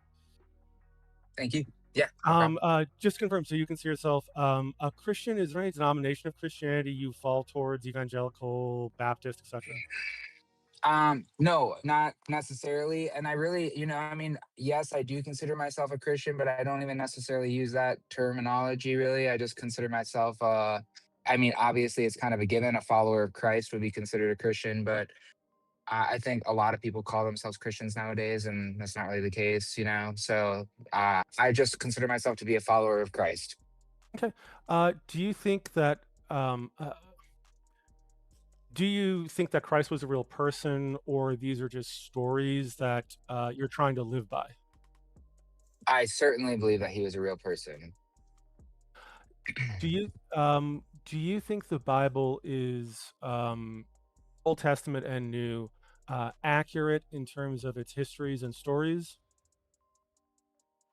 Uh, I'm not a biblical scholar, but so despite not being very well versed in a lot of it, yes, I do have my questions and my struggles and all of those kinds of things. So it's not like I'm yeah, so if that answers that. Okay, sure. No, that's great. Um, do you believe that the Christian God answers prayers for Christians? Miracles, big or small? Like, do you think God's active in the world right now? Yes. Do you believe that the Christian God only answers prayers for Christians, or do you think that God answers prayers for like Muslims, Hindus, and other faiths? That's a really good question. That's not something I've really like thought about in a ton of depth just because, but I do, yeah, I mean, I do think that he does work in all people's lives. I think he is trying to bring everybody to him, and so I do think that that's not isolated. Now this is just my opinion, but Oh, sure. yeah, I don't think that's isolated to just a certain group of humans. I believe that all humans are his creation, and he's trying to bring all humans to know him more deeply and fully and entirely. So from that Okay, standpoint, I do think he works with it, in anybody's life. sure. Um, is there any aspect of Christianity or the Old Testament or the New Testament where if you found out something was, as best as we can determine, not accurate, would that um, Would that be something you'd want to know about? Would it upset your faith? Would it change your faith at all, do you think? There would probably be a time in the past where sure that may cause you know, doubt or whatever the case. I would say not at this point in my life, no. Where it's not something that would derail my faith um because of the experiences that I've had over so many years. But certainly there was a point in time where yes, that kind of thing would, you know, if I didn't understand something or if it meant something different than the understanding that I had, um, if I didn't know how to apply it to modern day life as well as ancient life and what does it all mean, then yes, like I could see that being an issue for me in the past. But nowadays, nah, not really. Okay. When you talk about your experiences without knowing the specifics, have you ever thought about if those experiences could be explained in a naturalistic way, such as imagination or moments of emotion that weren't spiritual, but just naturalistic in cause? Sure, yeah, definitely. Do you have any thoughts or explanations on why there's so many different views and claims about God? If there is only one, why do we have so many different religions in the world? Well, I mean, ultimately, by my worldview, I believe that, like there's good, there's evil, there's God, there's Satan, there's everything that comes along with that. There's the kingdom of heaven, there's the dominion of darkness, hell, whatever we want to go, everything that comes with that. And so I do believe that being in a fallen world, like I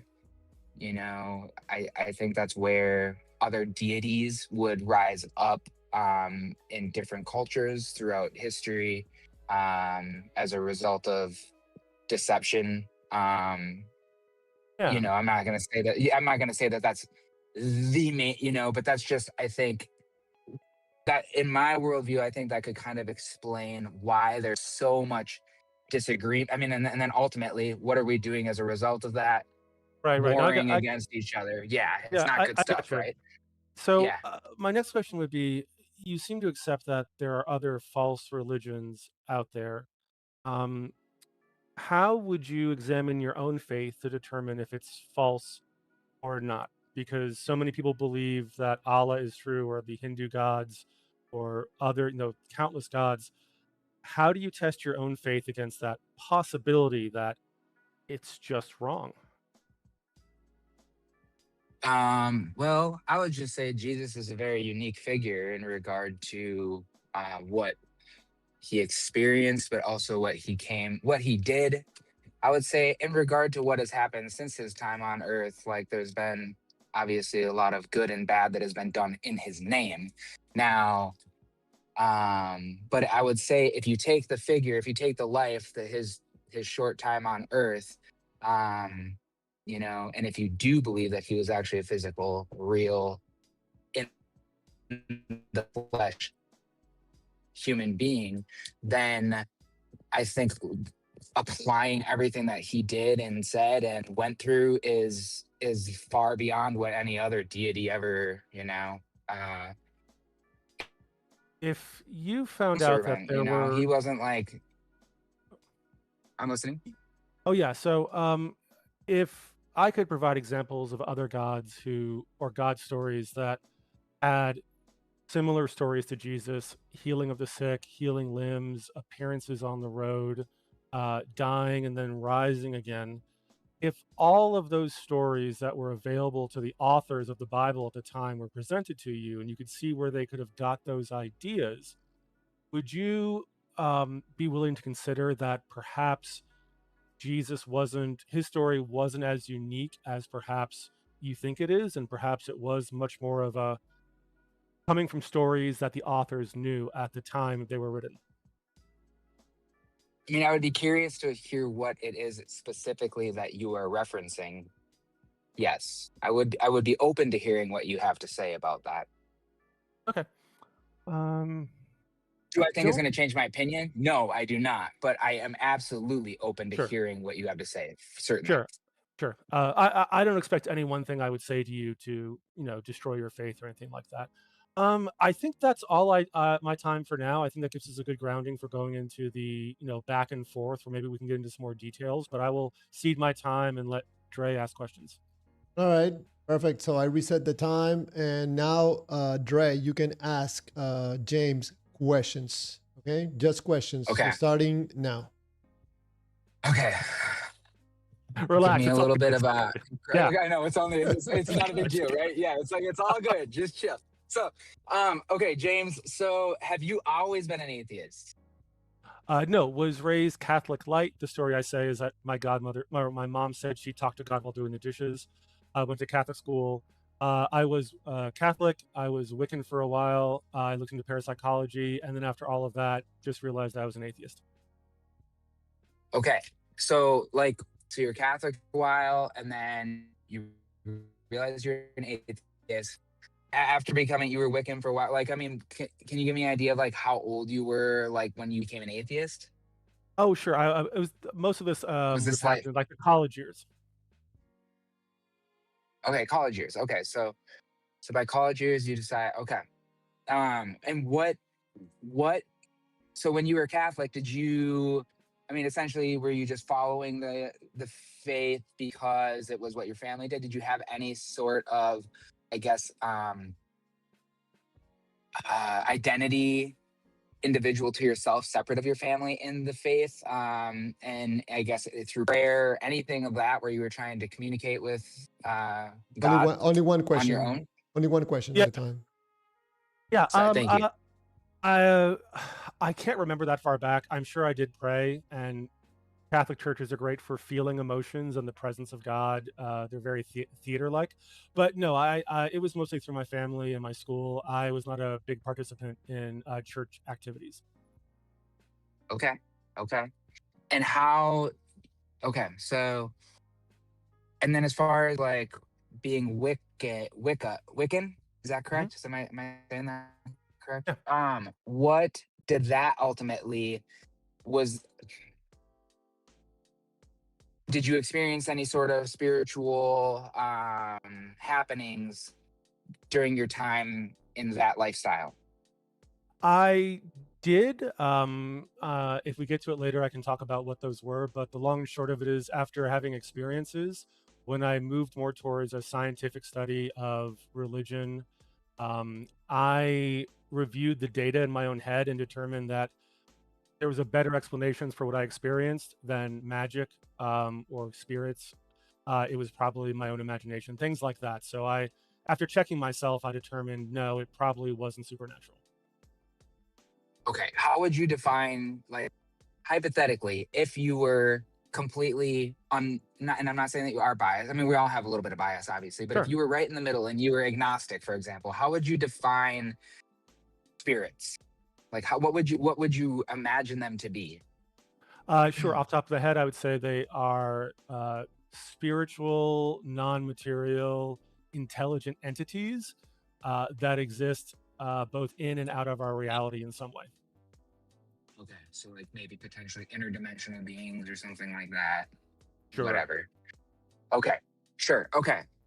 Um, interesting. So do you believe that the universe has always existed? Yes, I lean towards that, but I am not a cosmologist. I tend to accept whatever the best theories currently are. Okay. And forgive me, I don't know what the most recent agreement is, I guess, between the consensus, but can you tell me, so you do believe that the universe had a beginning, is that correct? I think there was some form of time that started, but I am not intelligent or well versed enough to talk about, what's the first moment before time. I don't even know what that means. So it, Sure. it it's one of those things that doesn't really affect my day-to-day life, so I don't think about it much. Certainly. Okay. Um, that's totally fair. And I feel like that is also something that you can sit and postulate, but at the end of the day, who knows? So, okay, so you don't spend much. I'm just trying to kind of gather my thoughts here as far as where I want to take this. Mhm. So ultimately, you don't believe that. Now, what would it take for you to be convinced that potentially there is a higher power? Personal experience would be one. I Okay. think also if there was simply examples, repeatable examples of supernatural interactions with the world, that would certainly do it as well. Okay. So, like, essentially, re- repeatable examples. I think that's the word you said, right? Or replicatable examples. Like, so ultimately, something that the world could agree upon universally, or like there'd be a consensus, a scientific consensus, almost in a sense. Is that right? Is that what you were Sure, getting at? sure. That'd be one thing that could Okay. convince me. Okay. Sure. It's cool that you're open to just personal experience. That's something that I think is very, very powerful. And I think that that is honestly the nuts and bolts of it. Um, so, what have you? What lengths would you be willing to go to test um, the fabric or the framework of potentially experiencing some sort of divine encounter? What, like, since you're an atheist and you don't believe that there's anything, like, to what level are you willing to go in at your current point in life, um, to maybe unbiasedly see if there actually is something out there? Like, Uh, are you open to anything? yeah. At my age and in my situation, I'm not going to abandon my family and job to go travel the world to see all the examples of supernatural claims. But for example, if someone said that they could provide evidence of a miracle, or if there was some historical or archaeological find that they thought was really convincing, I would certainly listen to what they had to say. Okay, but how about in regard? Okay, so aside from those things, aside from like testable, verifiable thing, I'm getting at, like, for you in your own personal life, say just you driving in your car on the way to work in the morning, are you willing to pray open mindedly? And is that something that you'd be willing to do to test the personal experience component of whether or not there's a higher power? It could be. I've prayed to at least a couple different forms of divinity and haven't got a satisfactory answer. So I don't know if I would tend to do it unless I had a good reason to think it would work this time when it hasn't other times. But Sure. potentially, yes. Okay. Okay. And can I ask, like, how many times have you done that before? Not that quantifiable, not that that's really what it comes down, but I'm like, is this something you've done like once or twice in your life? Is this something you've done several hundred times in your life? Like, I where I do you range in there? I don't think I can give a good answer just because between my being a Catholic as a child and my different swaps of religion in adulthood, I don't have an honest number for how often I prayed. It could be thousands, tens of thousands. I don't Okay. really know. Okay. Cool. Well, that's great. Um, have you done any fasting? Any not just from a health standpoint, but spiritual fasting? I don't know what spiritual fasting means. So essentially there's, like, intermittent fasting, and there's like, abstaining from food for like 18 hours a day or something. And then there's a prolonged fasting, say fasting from food for 3 days, 7 days, for health benefits specifically, but not engaging in prayer, in meditation, in reflecting on scripture with an open mind. That would be, I'd say, the difference between like a health based fast and a spiritual fast. A spiritual fast obviously is going to come with all the benefits of a health based fast, but a spiritual fast is going to incorporate, like, the main focus is going to be prayer, uh, worship, and being in the scripture. Is that something that you would consider doing? Would Uh, consider trying? Probably not, just because I don't fast very often, and my worry would be that if I engaged in 3 days of fasting, that would affect my mental state. So anything I experienced after that, I would be very suspect of because I just fasted for 3 days, and I'm not used to doing that. So probably not at this point. Okay, so what if you started? Would you consider starting with 2 days, 3 days, eventually working your way up to more days over the course of say 6 months to a year? Would you be willing to try something like that to build Possibly. up the uh, to acclimate yourself to what that feels like for your body? Now we're getting into like nutrition and health. I'm not opposed to fasting. I don't fast myself, so I'd have to find some good health reason for it before even considering doing it for spiritual reasons. Well, the health reasons to do it, that's that's all fine. I'm just asking whether you would be willing to, whether you'd be Uh, willing to. if I thought it would have some positive outcome, sure, What if I would tell you that it does have a positive outcome, and if you were to try it, you might be very surprised? that could be. I'd want to know more about it, I guess, before I went Okay, through all that.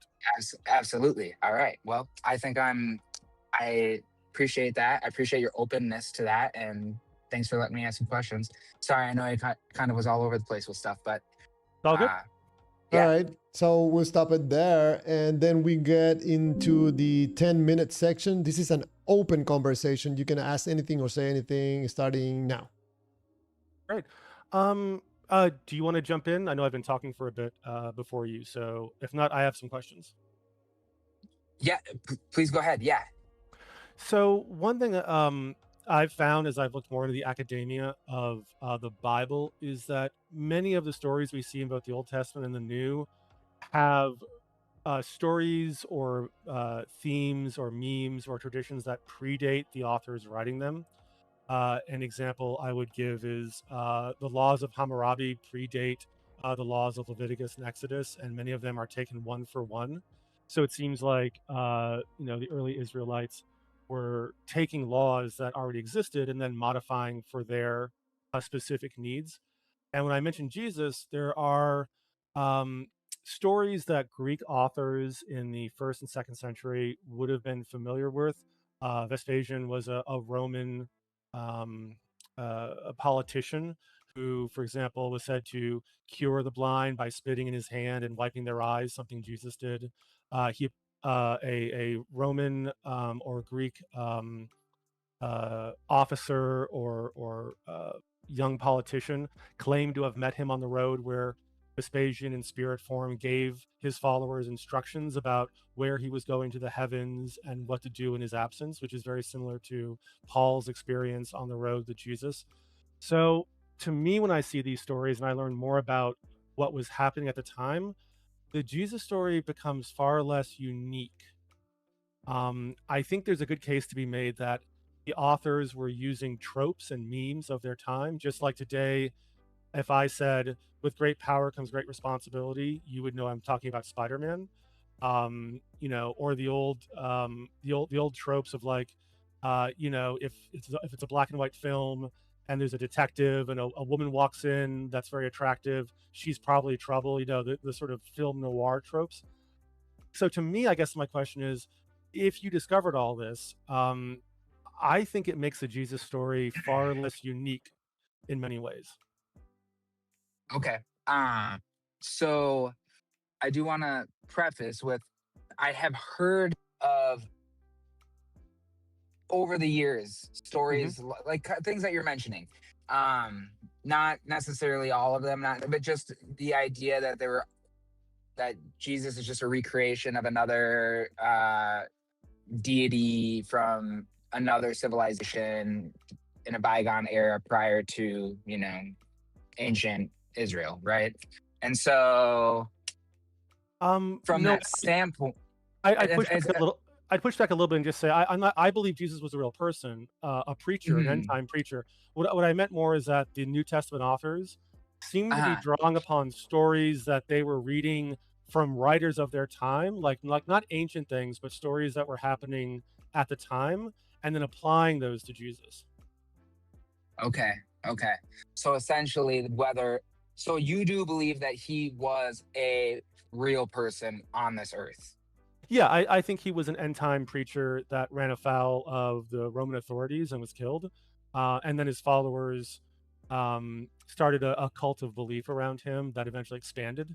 But I do Okay. think there was a real person. I'm not a mythicist. May I ask, what, when you say you believe he was an end time preacher, are you talking like eschatology? Are you talking like the book of Revelation? Or just help me to understand kind of um, what exactly you mean when you say that.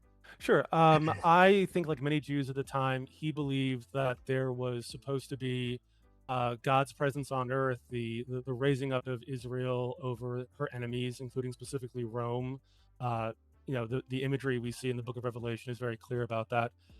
We can look to Daniel and this idea of, the prophecies didn't come true. We have to renegotiate them. So I think Jesus saw himself as in a line of important preachers that were trying to bring about the end times in terms of God's return to earth and the overthrow of Israel's enemies. I think he did think the end was coming soon, similar to preachers today who will go out there and warn you that the end is coming soon, so you need to repent. Sure thing. Okay. Um, yeah, no doubt. Now, so obviously, where we're going to disagree, I'm assuming, is that he did not rise from the dead, right? Yeah, Obviously. yeah. Yeah, yeah. My view is there's a lot of natural explanations and a lot of stories at this time about heroes rising from the dead, and combined with some historical evidence that sometimes people were trapped alive, and grave robbers would go in and find them alive. I'm not saying Jesus was found alive. I'm just saying that there seemed to be a lot of grave robbing, and add in the stories of the time about heroes rising from the dead. I think there's a better explanation than a miraculous resurrection. Okay. Um, and I know you had mentioned, like, as far as the men that had written the stories and such, do you, like, in regard to, do you find it interesting that they would have, if they were trying to, knowing like men and women's positions within society at that point in time in history, do you find it interesting that they would have, if they were trying to essentially mislead, deceive, uh,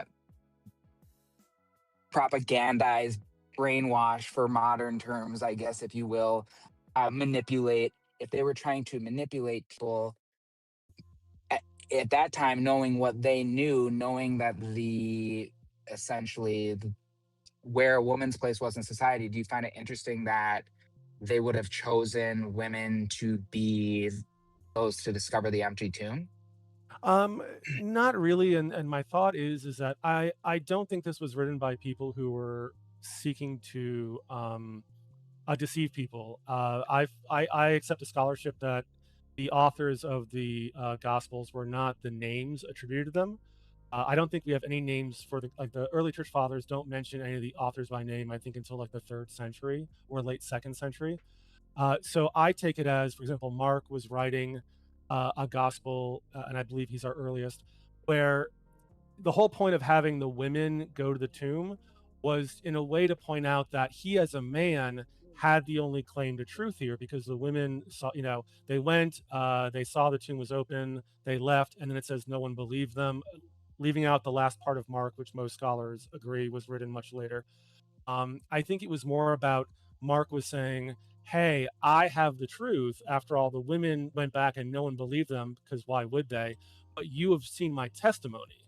So I am the source of truth on this." And I think the author of Mark was just combining stories. We know that, for example, Matthew, Mark, and Luke, there are certain sections that are word for word the same. They were pulling either from each other or from another source.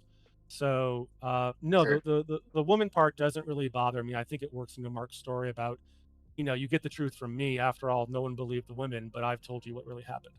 2 more Okay, minutes. sure. How many minutes you said? 2 more minutes. 2 more minutes. 2 more minutes. Do you find that it could be possible that there's legitimately many, obviously, I mean, I'm sure you do, but removed manuscripts, so on and so forth, uh, that are not known whatsoever? Yeah, I think the Dead Sea Scrolls shows that there could be manuscripts out there. I think it's a hard limit due to the environment, and I don't know how much else we'll find, but I'm sure we'll find more manuscripts in the future. At least I hope we do. Okay, certainly. Cool. Yeah. Yeah, I've got more I've got more questions, but I don't necessarily know that they're relevant yet. Like I feel like we're kind of all over with them. I'd be curious to know, I guess, what. So from One more here, minute. essentially, one more minute. Okay. Do you mind if I ask something? Sure. No, yeah, please do. Um, this is going back to the Old Testament. One thing I've looked into, for example, is that does it bother you at all, for example, that we have good reason to think like the stories of the Exodus and the plagues never happened? Like, if you came to believe that that was just a story and not history, do you think that would upset your faith at all? And I know you said earlier probably not, but specifically that, do you think so? Well, I would say that we'd probably have just as much reason to believe that it did happen as we didn't, as any other reason. I mean, if you were to put yourself in the place of Pharaoh at that time, hypothetically, if what Exodus, if it was true, convincing Pharaoh that he was not divine would be a very difficult thing to do, right? Could I Clearly, he would be born into this lineage, and he would look out over his kingdom, and he would say, "Who are you to tell me that I am not chosen by God to be right?" And so, or or even more divine than that, whatever the case be. So, am I All still in right. the chat here? All Go right. ahead. could I have a minute to respond to that? If not, Yeah, go that's ahead. fine too. No, no, go ahead. Go ahead. Yeah, I think Trey, more my point was we don't see any good evidence from not only within Egypt but also Egypt's enemies, Egypt's allies. For example, if you killed the firstborn of a nation of 1 million people, you think someone would notice. If you killed all of their cattle, which would have been hundreds of thousands of steers, killed all the fish in the river, again, millions of fish, and you wiped out their army, don't you think like even if Egypt didn't record that, its enemies and allies would have made some note of that and taken advantage of it? All right. What we're gonna do, because we only Sure. have the closing statement for 2 minutes. You can answer if you want on the closing statement. So 2 minutes, James. You can say if you are now a believer or not, or Yeah. go ahead. Start Uh, it now. yeah. Yeah. So I'm not a believer now. I've really enjoyed talking with Dre and listening to his questions and his experiences. I still feel that there's enough good reason to suspect the authors of the Bible that many of their stories are not historically true, literally true. And while there may be some wisdom in there, I still find the stories, the morality, and many troubling aspects to the teaching of Jesus versus Paul, for example. So at this point, I'm still not convinced that I should spend a significant amount of time looking for the God of the Bible. All right. All right. All right. So let's pause it, reset, and Dre, 2 minutes for your closing statement. Uh, I would say that you don't need to spend time. I would say, first of all, I appreciate chatting with you, James. You're very respectful, and thank you for taking the time to dialogue with me. I am also not. I'm not an atheist right now. So, but I mean, there's a lot of things to unpack, and there's a lot of things that have to go in a deeper conversation. But I would say, um, based on where you stand, I understand completely. Um, I don't fault you, and I respect you for the way that you feel. I would say don't seek out the God of the Bible. I would say seek out the truth. And I believe that's what you're doing. But I'm saying if the God of the Bible is the truth, if Jesus Christ's words, I am the way, the truth, and the life, are actually true, then certainly if you try to take those questions up to in an unbiased manner, obviously, this is where it comes down to like really testing the boundaries of what an atheist is willing to do um, to really stand certain in their beliefs. I would say if you take that up to a higher power and you are genuinely seeking the truth, I And especially, brother, if you incorporate prayer and fasting with that, I promise you. But I know that that's not really where you want to go with it right now. But I would say if you really genuinely seek out the truth, I do believe that you will find that Jesus Christ is where you will be led to. And that's, I say that to you humbly. I say that to you lovingly. I'm not trying to diminish any of the things that you believe. But yeah, I'm not trying to convince you to go diving into the Bible, man. Just take your qualms up to the most high creator of the universe, if there is one. Try and keep an open mind about it. And I do believe you will be led to the truth, All whatever that right. is for you. All So right, guys. Thank you so much. That was really nice conversation. Dre, you did very well, man. You were not Yeah, prepared, very but you good did job, very Dre. well. thank you. I That did was, what you said. I didn't do. I'm sorry? No, you did very well. You did very well. Oh, thank you, Yeah. Both of you. I take Both of you. Yeah, So, thanks, anybody guys. else that wants to, thank you, Dre. Anybody else that wants to participate in the conversation? I noticed that there's some people that are joining the Discord and probably are not able to unmute yourself. You're not going to be able to unmute while we're having the conversations. But if you join and once the debate is done, I can unmute you and you want to participate, you let me know if you're a believer or a non-believer and you can participate in the debate. So as in right now, James is still there. I don't know if he wants to participate again. Probably Diva. I don't know. Diva, James is here. I know that Diva is a very strong, quite strong believer. I know Diva said he's not interested in talking to me again. He's already presented all the evidence he has to me, and I'm not accepting it or something. All right, or So- maybe he can try to But- speak with James. You know. Sure, I feel like I've been up here a lot. I would definitely cede my time to anyone else who wants to represent the atheist side. Diva, while we're waiting, yeah, go ahead, go go ahead, ahead. Phantom. No, go ahead. I was just going to ask, how'd you come across this, James? I haven't seen you here before.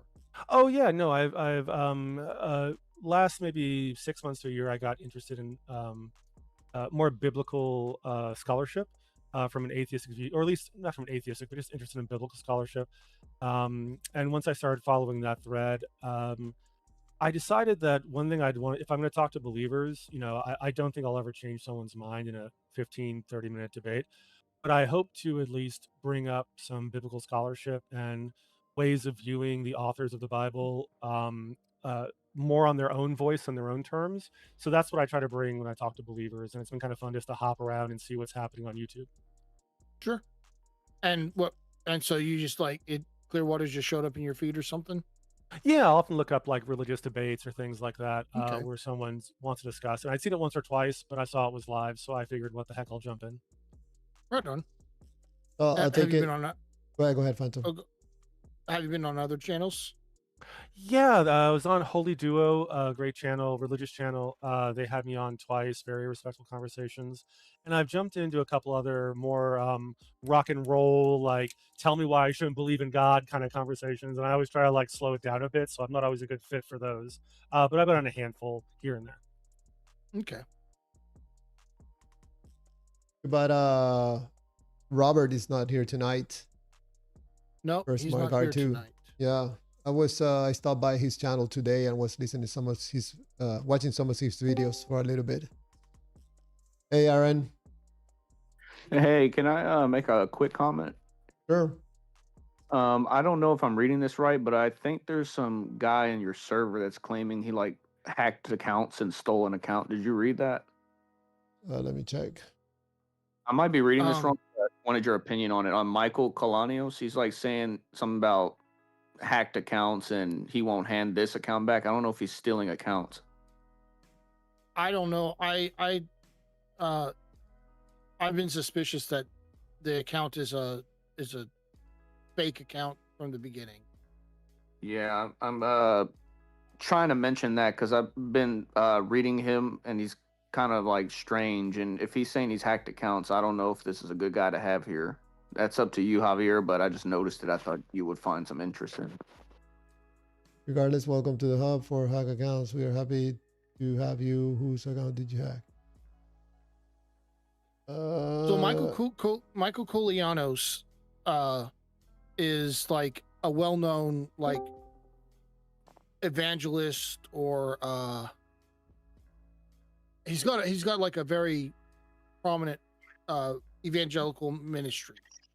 And this guy has been on here, and until today he's been talking about very aggressively anti-theist, which seems out of character for someone who has a Christian ministry, especially a prominent one. Coupled with the fact that when I check his account, his Discord account was made like 3 weeks ago. And it says in the description that he's a co-founder of Jesus Image, and he's supporting stuff. Well, I mean, but if you created an account to say, hey, I'm this guy, and you would put their stuff that would look like that's what he would have on there. Do you think he's a fraud, or he hacked this account? I would suspect it was made 3 weeks ago. I would suspect he made it trying to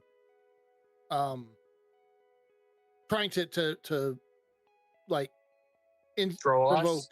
Yeah, trying to provoke and troll people. Aaron, you're the third person that tells me about this guy. Sometimes I don't read the messages, and I block him one day that he jumped in and said something, it was rude, and I just like block him. But I'm just gonna ban him because, you know. Yeah, that's why I mentioned it. I mean, it seems to me like Fathom sees it too. I'm just worried that something's wrong with this guy. The way he's talking is really strange. He's out. Let's not waste time. To be honest, I don't think he's hacked any accounts. My guess is he created an account that he thought could, reasonably be mistaken for the real guy. Yeah, I guess it's just the rhetoric seemed very odd. Even if he didn't hack, he was talking about I'm not giving accounts back. I just think it's not. I'm just saying that when you're playing a part, that's what you say. Yeah, I think I agree with you too, Fathom. But that's all I wanted to. I right now read some of his messages, and absolutely he's banned. First person that I banned, ever. Yeah, I just felt like something was real strange. I'm not talking about his theology. We have a freedom here to talk about, if you agree or not. I don't care about that. I'm just talking about him saying some weird stuff about accounts. No. I read the messages, and he's out. He's out. We're not gonna waste time on that. If you have a rough time, believing in God or not believing in God, and you get emotional, you get excited, I understand that. I don't ban anybody. I don't block anybody. Yeah, that's fine. But he took it somewhere else, very dark. I don't like it. I think it's not good for the server. So he's out. He's banned. Yeah. Well, I'll leave y'all to it. I just wanted to mention. I might hop in later though. Y'all have a good one. All right. Thank you. Crypto, I unmute you. If you're not able to unmute yourself, just disconnect and connect again. There's something new that we configured yesterday to protect the Discord server. So basically right now we're just waiting for a believer that wants to participate in this mini debate night. How's it going? Good, Crypto. Dun, dun, dun. Crypto, I just discovered yesterday or the day before yesterday that you were Jeremy Wafford, I think is on YouTube. Yeah, I changed my handle. Put it to Crypto Leaf 78. So yeah. Okay. I just changed it today. I had someone on another live like, "Hey, change your name. You can't be on here for personal reasons." Blah blah blah. People's hacking your stuff or whatever. Hersey 98 got upset because she said that she was muted, but once you connect and I know who you are, I unmute you. So if you're Hersey 98, you're there, you want connect back, I can unmute you. I was not doing it on purpose. I don't think that I'm blocking you or muting you on purpose. It's just a different server configuration that I have now. And Diva don't play. I know is trying to convert people in the chat. Yep. Is having a very in-depth conversation with Dragon Caraxi. Dragon, how come you're not calling? You can get on a debate with Diva if you want on a conversation. Ask him questions. I know that Diva apparently doesn't like to ask questions. It makes sense because he knows, he thinks that he has the truth. So why would he ask questions? Well, I Hey, would Waters. recommend that. I was just gonna say I wouldn't mind going around with James. I was listening to him, and I want to get some thoughts on him. I haven't been on very long, but I need at least a few minutes before I'm ready. All right, so Everybody wants to okay. take on the new guy. It's the new pretty face. You know, everyone wants their chance at it. And then I'll be, you know, yesterday's news. No one will touch me. Be high Well, school come all on, over again. Phantom. We already know What's your that? guys' epistemology, so Yeah. But you got to exist to play the game. James is very respectful. I'll be asking like, man, what went wrong with you? When did you lose your mind? When did you go I used to be crazy? a little more like that, and then I just was like, it's not worth getting upset over. I mean, don't get me wrong, I like a good, solid debate, but there's just so many angry channels out there. It's just people like yelling and hyping up the audience to get mad, and I'm like, I ain't got time for that. Well, we're not so much free of that sometimes. If we have like 7 people yelling and screaming at the same time. Yeah. I get it, man. I get it. It's good entertainment too. It's fun sometimes too. I don't begrudge anybody. You know, after work, people want to scream a little bit, you know, try to distress a little bit. So, yeah, Diva don't play. You're welcome to call in if you want. Tekken Fun, Dragon Karatzik, people that are chatting a lot on the vertical stream. Also, I know that Hersey 98 one time participated in one of the debates. She has really good questions. Rainbow Shangri-La. Yes, Oh, questions. If Hersey would come up here, she could talk to me. Hersey 98. Phantom is inviting you for a mini debate. I don't know if she's still in the stream. I think she got upset. She thought that she was blocked or something. I don't know. She was just in the general channel a minute ago. Congratulating you for kicking that Michael guy. Yeah, Hersey 98. I think you were one of the people that I read that were not happy with him. I read some of the messages. I think she was taking this somewhere else, very dark. I didn't like it, so he's out. I really don't think that was the guy. I went to the Preacher channel, and there's some people making videos about Michael Kulionis as being like a scammer. I don't know about that. I looked up. I just did a quick search for the name. I didn't look into any scandals he might have been a part of.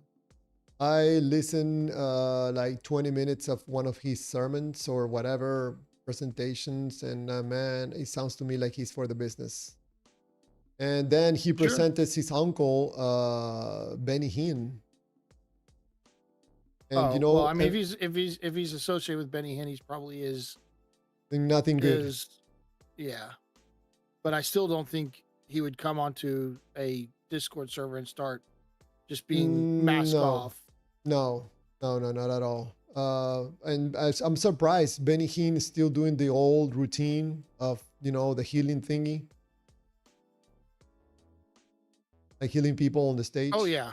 Yeah. I mean, I don't think that's his shtick. I don't think he can stop that. It works, man. That thing was packed. One of the presentations, there was thousands of people getting healed.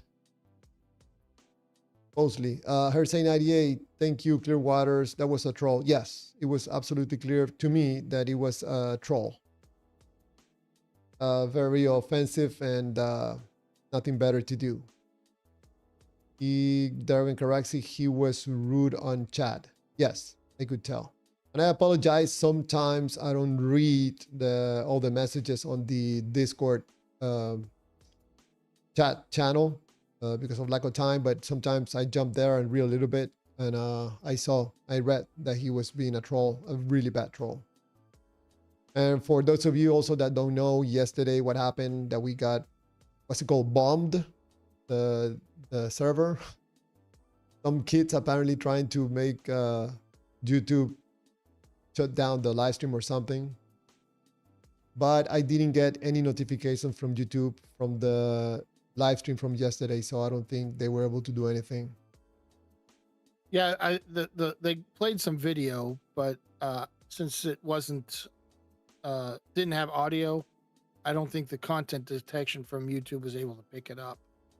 The Family Guy thing? Yeah. I think it was also too small. Yeah, I mean, yeah, that's what I'm saying. Like, coupled with it being a small frame, plus the lack of audio, it just wasn't able to clock it. You know, James, if you're still there, I don't know if this is your first time on the live stream. I don't know if you heard some of the previous live streams where I'm presenting or how do you say, proposing something about human behavior that has to do also with believing in gods. I don't know if you were able to see any of those live streams, so this is your first time in watching the live streams. Yeah, it's my first time. If you have anything that you'd like me to check out about previous live streams, just send me a link to check them out. I'd be happy to do so. Yeah, just I can do that. I can put it on the chat. But basically, I'm trying to propose the. Give me a second. I'm trying to look for the scene or the. Sorry. Again. Oh, here it is. I'm trying to propose something about humans, the way that we process information, the way we operate, and how this process works when it comes to believing in a God. I'm trying to explain how a person ends up believing in a God. And I don't know if you can see the live stream, the screen. Yeah, I have it. I stopped it playing from, but let me jump to the current live version. 1 second. There's a glossary of words that I'm trying to continue using so people understand when I'm talking about data, field states, when I'm talking about value, when it comes to putting value on data as a human being, and how we end up taking actions toward a God or believing in a God. I'm also trying to use it in conversations about God or debates. I'm trying to make it more into the believer than into the God. Try to understand more the person, and probably we can understand why the person is believing in a God. Yeah, it's interesting, man. I see it now. Thank you. I'm gonna grab a screenshot of it. Yeah, especially the field states that we move from a negative to a positive field states, and the magic that happens in that movement that I associated with electricity when you take electrons passing from negative or positive, more or less. Yeah, some magic can happen in there that could explain why people have supernatural experiences, especially on moments of high load of emotional charge. Yeah, no, like one of my experiences, I think Dre was asking about, was I was in college and I had access to a theater space, kind of a sound hall performance venue. And I was there one night by myself, and at the time I was Wiccan, and I sort of like breathed and meditated, and I felt this presence in the room, like something was watching me. So I ended up like telling the spirit, I thought it was a spirit at the time, like, I got no problem with you. I'll be leaving. Didn't mean to bother you. And I was looking at that experience through, a Wiccan viewpoint. And it was only later when I started learning about cognitive, biases and things like that, and some other experiences I had, that I kind of went, no, theater spaces, those kind of venues are designed to heighten small sounds, big sounds, Yes. and to give you this sense of openness like churches do. And I was just experiencing that, and that experience was filtered through my religious views at the time. But really, that's not good evidence. And that's kind of how I started deconverting from Wiccan and moving more towards atheism. I think that this exchanging of feel states that I call it, like when you watch a scary movie, you put yourself on purpose on a negative feel state so you can have a chance to move to the positive feel state and, enjoy that exchange. Yeah. Also explains why people like to get into the roller coaster. They put themselves in a negative feel state purposely, knowing that in a minute or two, they're going to move into a positive state. And that movement, always from a negative to a positive, there's something about that I call it the, magic, that someone can change behavior for good or experience life. I call it also the taking something like a data, like a thought, from the invisible to the visible through the power of feel. But I'm taking this more in the conversation of believing in God. I think it explains very well why a person would believe in God because of this process. And I'm trying to bring more awareness and bring more conversation about this process of human beings and human behavior. Well, I think it's interesting because I think most of us who have watched debates have often seen when I point towards Christians, but it can be either side. This cognitive dissonance where you have a position, someone points out something that undermines that position or presents, the classical God is loving, but also God is burning people in hell. And there's ways to get around it, but sometimes there's that cognitive dissonance where you go from, I think, what you would call like a positive feel suddenly to a negative feel. And it can be really painful to have that experience. And it's not always just religion. I mean, anytime you have a position and someone presents you with a conundrum, it can really just 180 your vibe. And you get very hostile and very protective. And we've all been there. I think that this applies to everything. It applies to relationships. It applies to government. It applies to anything in life. But I'm bringing it and associating it with believing in God because I think it's a clear way to explain or understand how someone can believe in a God.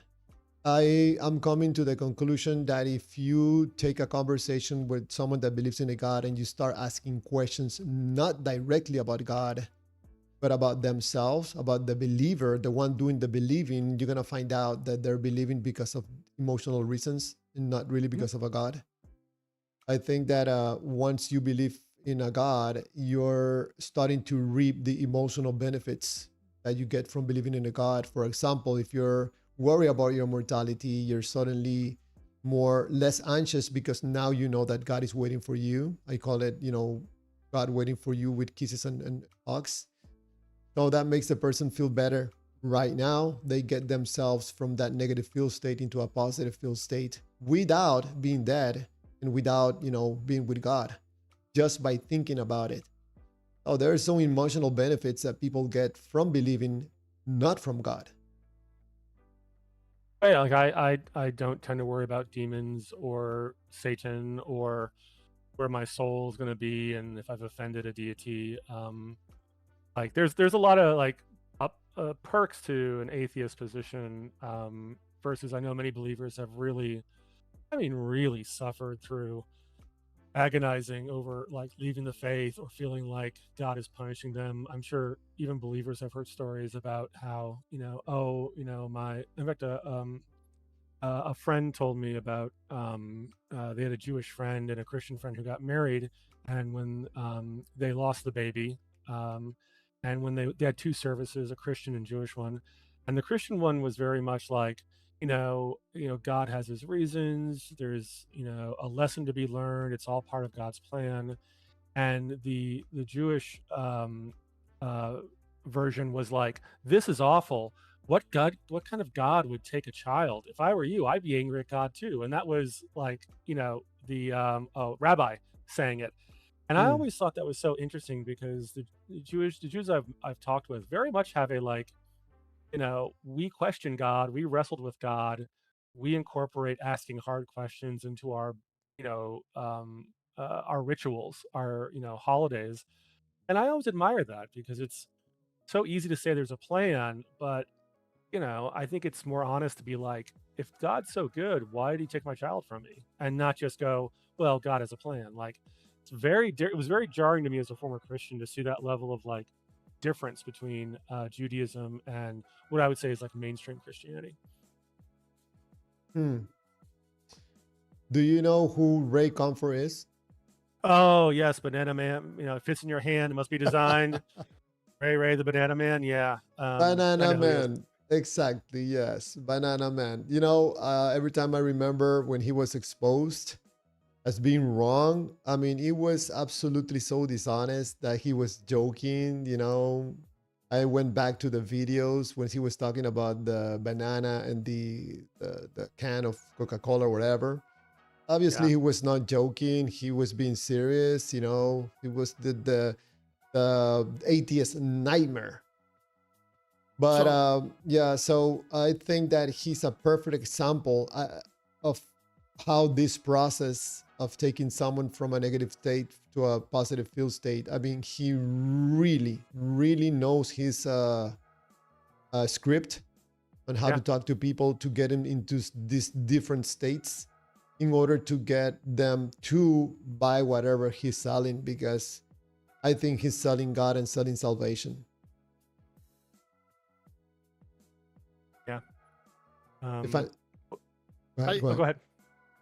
um I think there's a little bit going on there. I mean, yes, I think you're right. He does that to some people, but I also think he really edits his videos so that he only shows the hits and none of the misses, and specific, like he'll even like cut out parts of each individual interview just so that he can frame it dishonestly, basically. Yeah, I've So seen it's examples where like asked a question and the answer he plays wasn't to the question he asked. It was a different question. Like it's shady as all get out. or he'll And do a voiceover for the question and answer, and it's just, yeah, he's incredibly dishonest, and he's is making a lot of money I out don't of it. yeah, I have for a sure. question to all y'all. Sure, Crypto. Okay,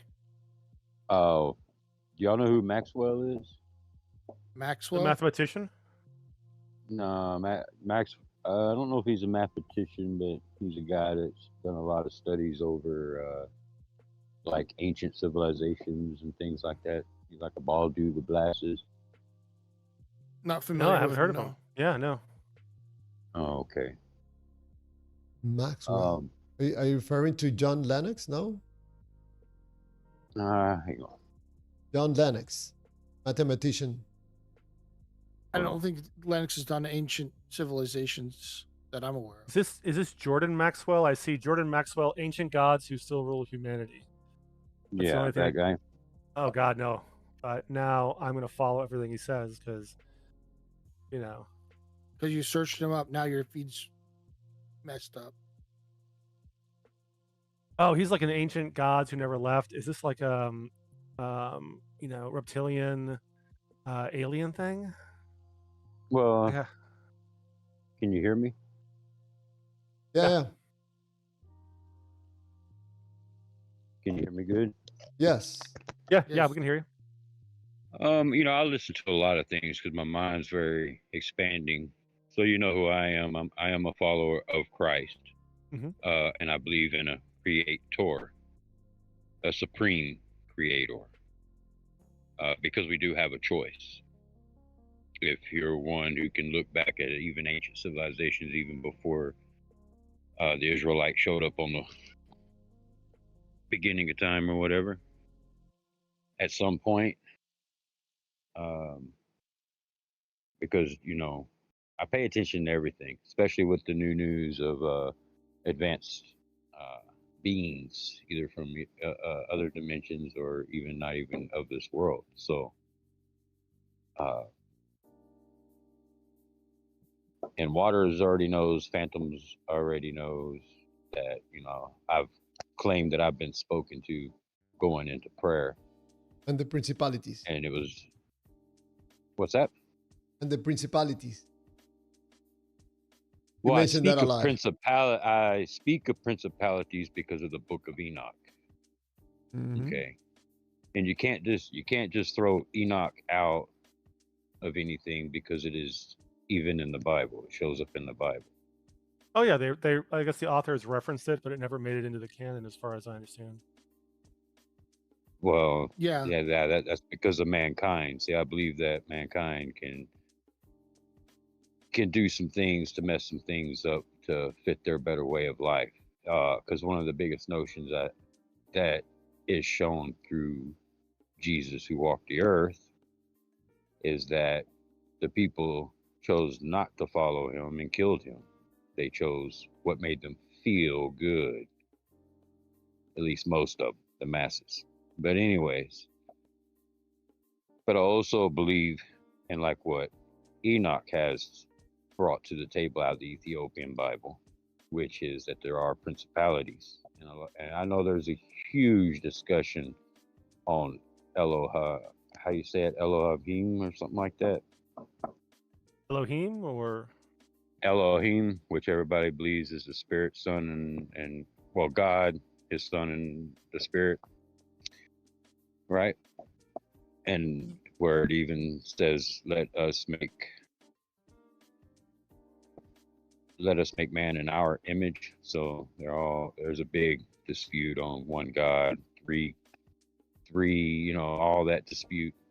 Well, my understanding is that there was a view that Yahweh was imported into the Israelite pantheon, and that El was the overseeing God for a long time. Elohim or Yahweh received his inheritance from El. I forget what book that's in, and that over time, eventually, the pantheon was winnowed down to like Yahweh primarily. I think even found Asherah, Yahweh's wife, and then that was purged. I think Josiah, there's some period where they got rid of Asherah, God's wife, because it didn't fit the mold they were going for. If the Bible is accurate, yeah, Josiah, the story is Josiah found the old original records and revitalized the original religion. But I don't know what the scholarship says on that, but just like my gut feeling is that's also propaganda and been interpolated. But yeah, I'm going to be the first to let you know that I don't know what the Creator knows. I'm a finite man and I'm a Gentile. I was unchosen at one time to choose the Creator of Jesus Christ. I mean, I'm going to put it like that.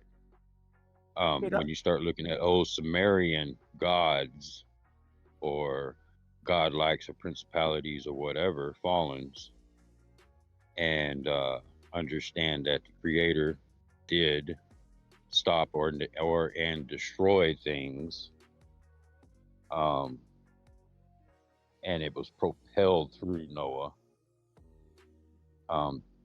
I still think that there is a man that walked this earth that the way I'm looking at it, and that's even still looking at this tablet that they had found in the Sumerian, and they think that it translates to where there were times where what was theirs they came and they took or claimed, whether that could have been the the fallen or the watchers or the principalities or whatever.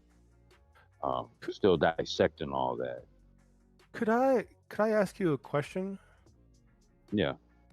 So one thing that's, I think, from an atheist standpoint, is always kind of baffling to me is you mentioned that mankind made a choice by choosing to kill Jesus instead of follow him.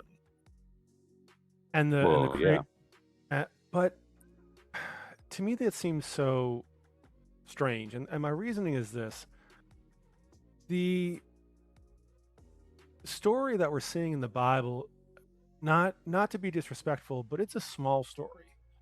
Jesus, didn't he wasn't a ruler in Israel like I think they thought the Messiah would be. He wasn't an earthly king. He was a preacher that ended up getting killed and crucified.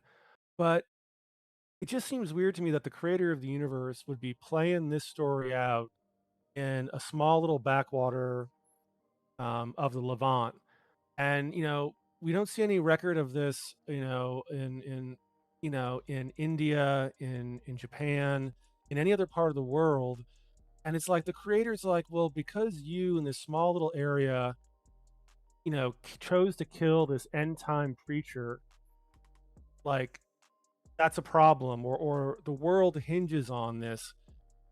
Does that ever strike you as odd? I mean, I know there's a romance to it, small little area. He wasn't a great, but why would the creator of the whole universe hinge things on this small little happenstance when, billions of people never knew about Jesus and didn't have a vote in this? I understand that, and that's even a great question because I kind of like how it was put in a way about Barnabas and Jesus when they were pulled out to see how the crowd would want to choose which one to keep and which one to pretty much crucify. And everyone knew who Jesus was, and everyone knew who Barnabas was. And the mass chose to kill Jesus and keep Barnabas. And Barnabas was a cutthroat. You know the story. So I would kind of leave it at that, which is the same thing that population will do in the end times, is that the mass will deny the creator and of course Jesus' teachings. That's just how it goes. Yeah, Um, I wonder why the creator of the universe would be putting it to a test like this. Like, if I'm the creator of the universe and I have all this power, instead of putting a piece of myself or the son or however you want to interpret Jesus and testing humanity, like it seems to me that if God would have just done a personal visitation to every human on earth, that would have been far more convincing than just leaving us with this story of Jesus and leaving it in the hands of rabble rousers in this small little part of the world. You're James hey, I opening. understand. If you allow me, Crypto, you're opening like a whole can of worms because Fair enough. first of all, what was God doing for eternity before he decided to stop in time and create human beings, in order Sure. for them to be tested to see how their beliefs in God are, and that suddenly he's all knowing, but he doesn't know if we're going to be accepting him and loving him and end up in hell or heaven. Suddenly he doesn't know these things. I mean, for me, it's hard for someone to believe in God and how people deal with these questions, that supposed free will when God knows everything. Of course, he knows what we're going to choose. So that doesn't seem to be clearly free will, but an apparent free will or an illusion of free will when God already knows what we're going to choose. Yeah. So I guess Right, I don't want. Waters. Yeah. Go ahead, Crypto. Sorry, but hey, Waters, I know that I've asked you and many others. I mean, where do you get your knowledge from even saying yes, no, maybe? And you can't even tell me that it wasn't nobody or it didn't come from a book or, you weren't just born with the word. You know what I'm saying? So all of us are learning. And I'm bringing stuff off of a wall of ancient civilizations that came through also a book, which is evidence. No different than looking in a math book for an equation. evidence for what, Crypto? For what reason? No, evidence for Whether what? Well, now, back to telling James, or at that one point where we left off, like if I said creators more than one that created mankind, is all I'm trying to say. And who you choose, not choose, or whatever will get to claim you if you look further back in the Sumerian, what's on that tablet, what it was saying, which is pretty scary for many people. You know, if you, it's a newly found tablet. You know, it's come out of the new excavations. They're still trying to figure it out. But the claim is about the 90,000 of the Samaritans that went underground and they never surfaced because they had to spend 3 generations and then died out. All that's on the wall. And it's all because of what came here to this earth and pretty much sucked the souls right out of the animals and the humans. And they believe it was maybe radiation that settled on the planet for over 3 generations that didn't allow them to come topside. I think you might need to look into that. So, you know, and then when Jesus came, is what I'm trying to say is, when Jesus came, if he did come with let's say the Virgin Mary, which all of us can agree possibly man was created, unless you're a Darwin. I mean, it doesn't matter if it's Darwin or not, but something had to change things on this earth. Creation, let's call it creation. Maybe it was things from another dimension, or even not even from this world, which starts to appear like gods or principalities or whatever. And Jesus was pretty much preaching and following what the Father from up above was telling him, being led by. So he pretty much gave us a choice. You know, you can choose one way or the other, but you're going to have to live with that God once you really break down a lot of this history. It comes down to it's all I'm trying to throw out there for discussion. And I think Jesus is the way. That's why I follow Christ. But I don't really follow any domination. And if I may just go off of just for a quick second here in regard to James' question about like why this all-powerful creator of the universe would do what he did through Jesus, like, and I think through like the human frame of power, like when we think of a king or a ruler, even like if we think in ancient times, like true absolute monarchy or whatever the case may be, like it's essentially unquestionable, unadulterated. It's they get to make the call, whatever it may be. And I think that's the heart of God. It shows us like his potential to go the extreme opposite of humility. He has that potential. But I think his ability to not only his ability, but his desire to show his heart through a humble servant who was Christ shows us that the creator of the universe thinks in ways that we do not.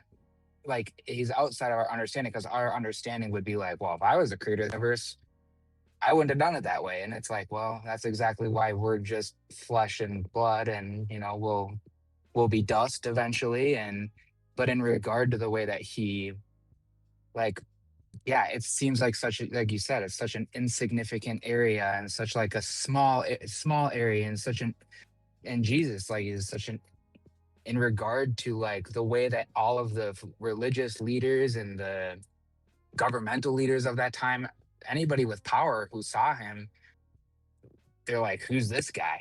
But they knew he was somebody. They knew that he had divinity within him. Whether or not they knew it to be divinity or not, they saw it as a threat, their power, because their power was through human constraints, through human understanding, which was basically wielding, you know, if you disagree with us, if you threaten the status quo, if you threaten our positioning, we will literally nail you to a cross for that.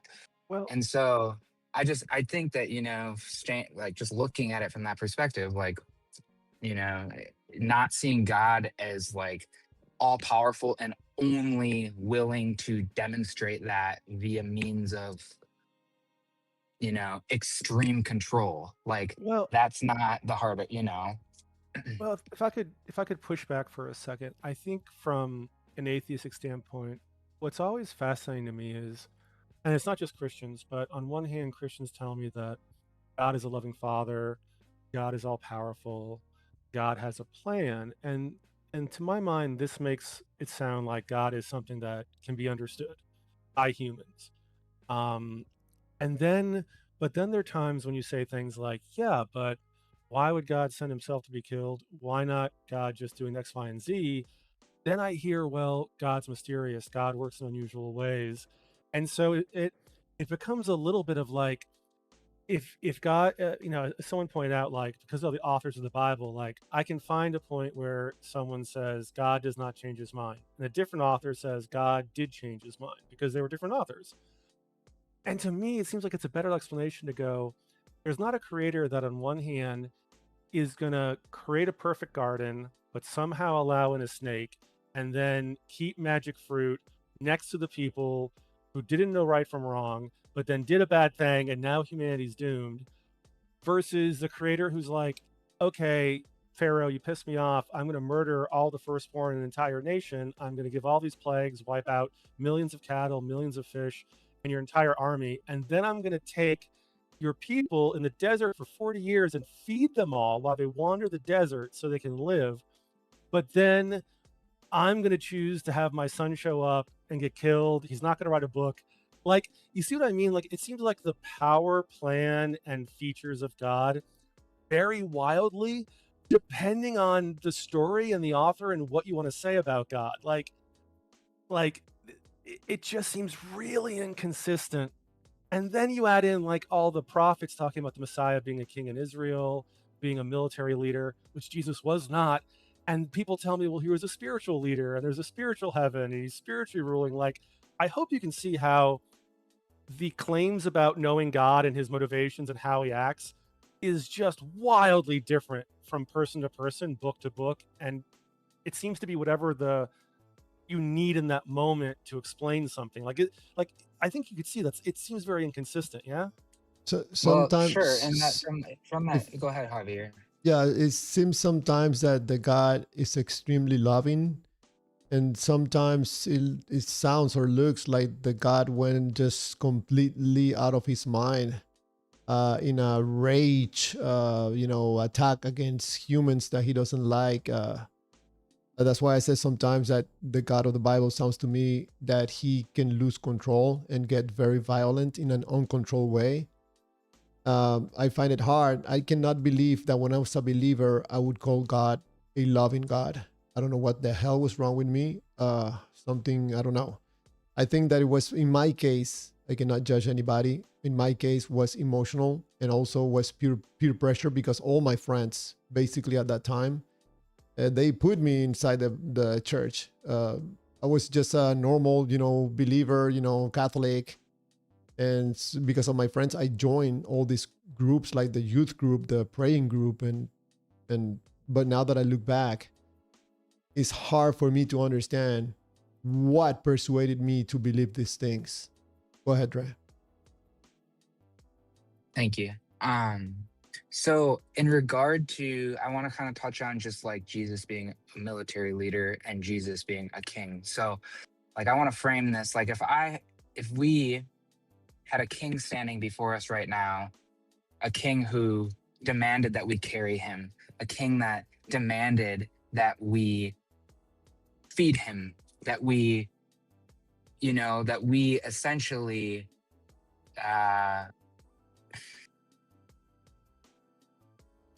do all of these things, versus a king who washed the feet of his servants.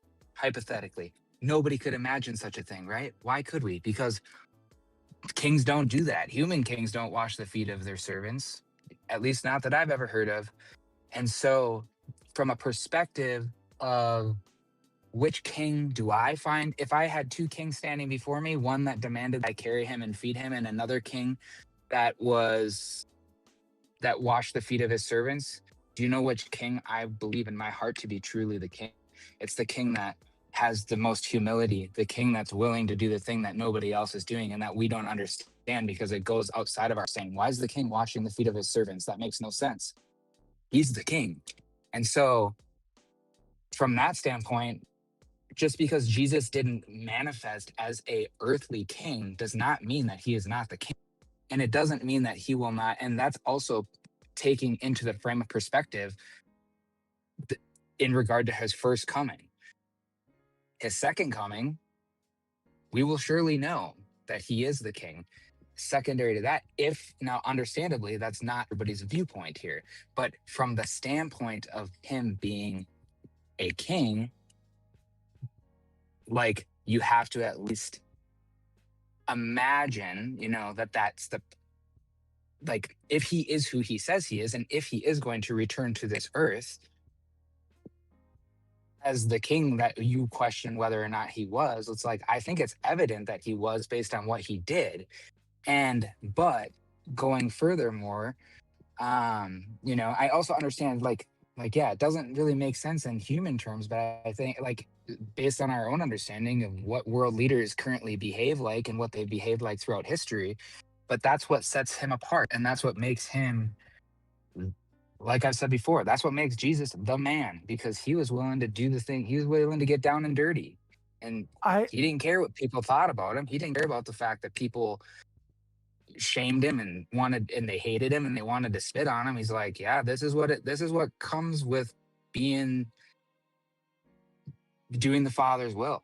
Yeah, I this is what comes with humbling yourself and denying yourself and putting everything else before yourself, And well, so go ahead, I brother.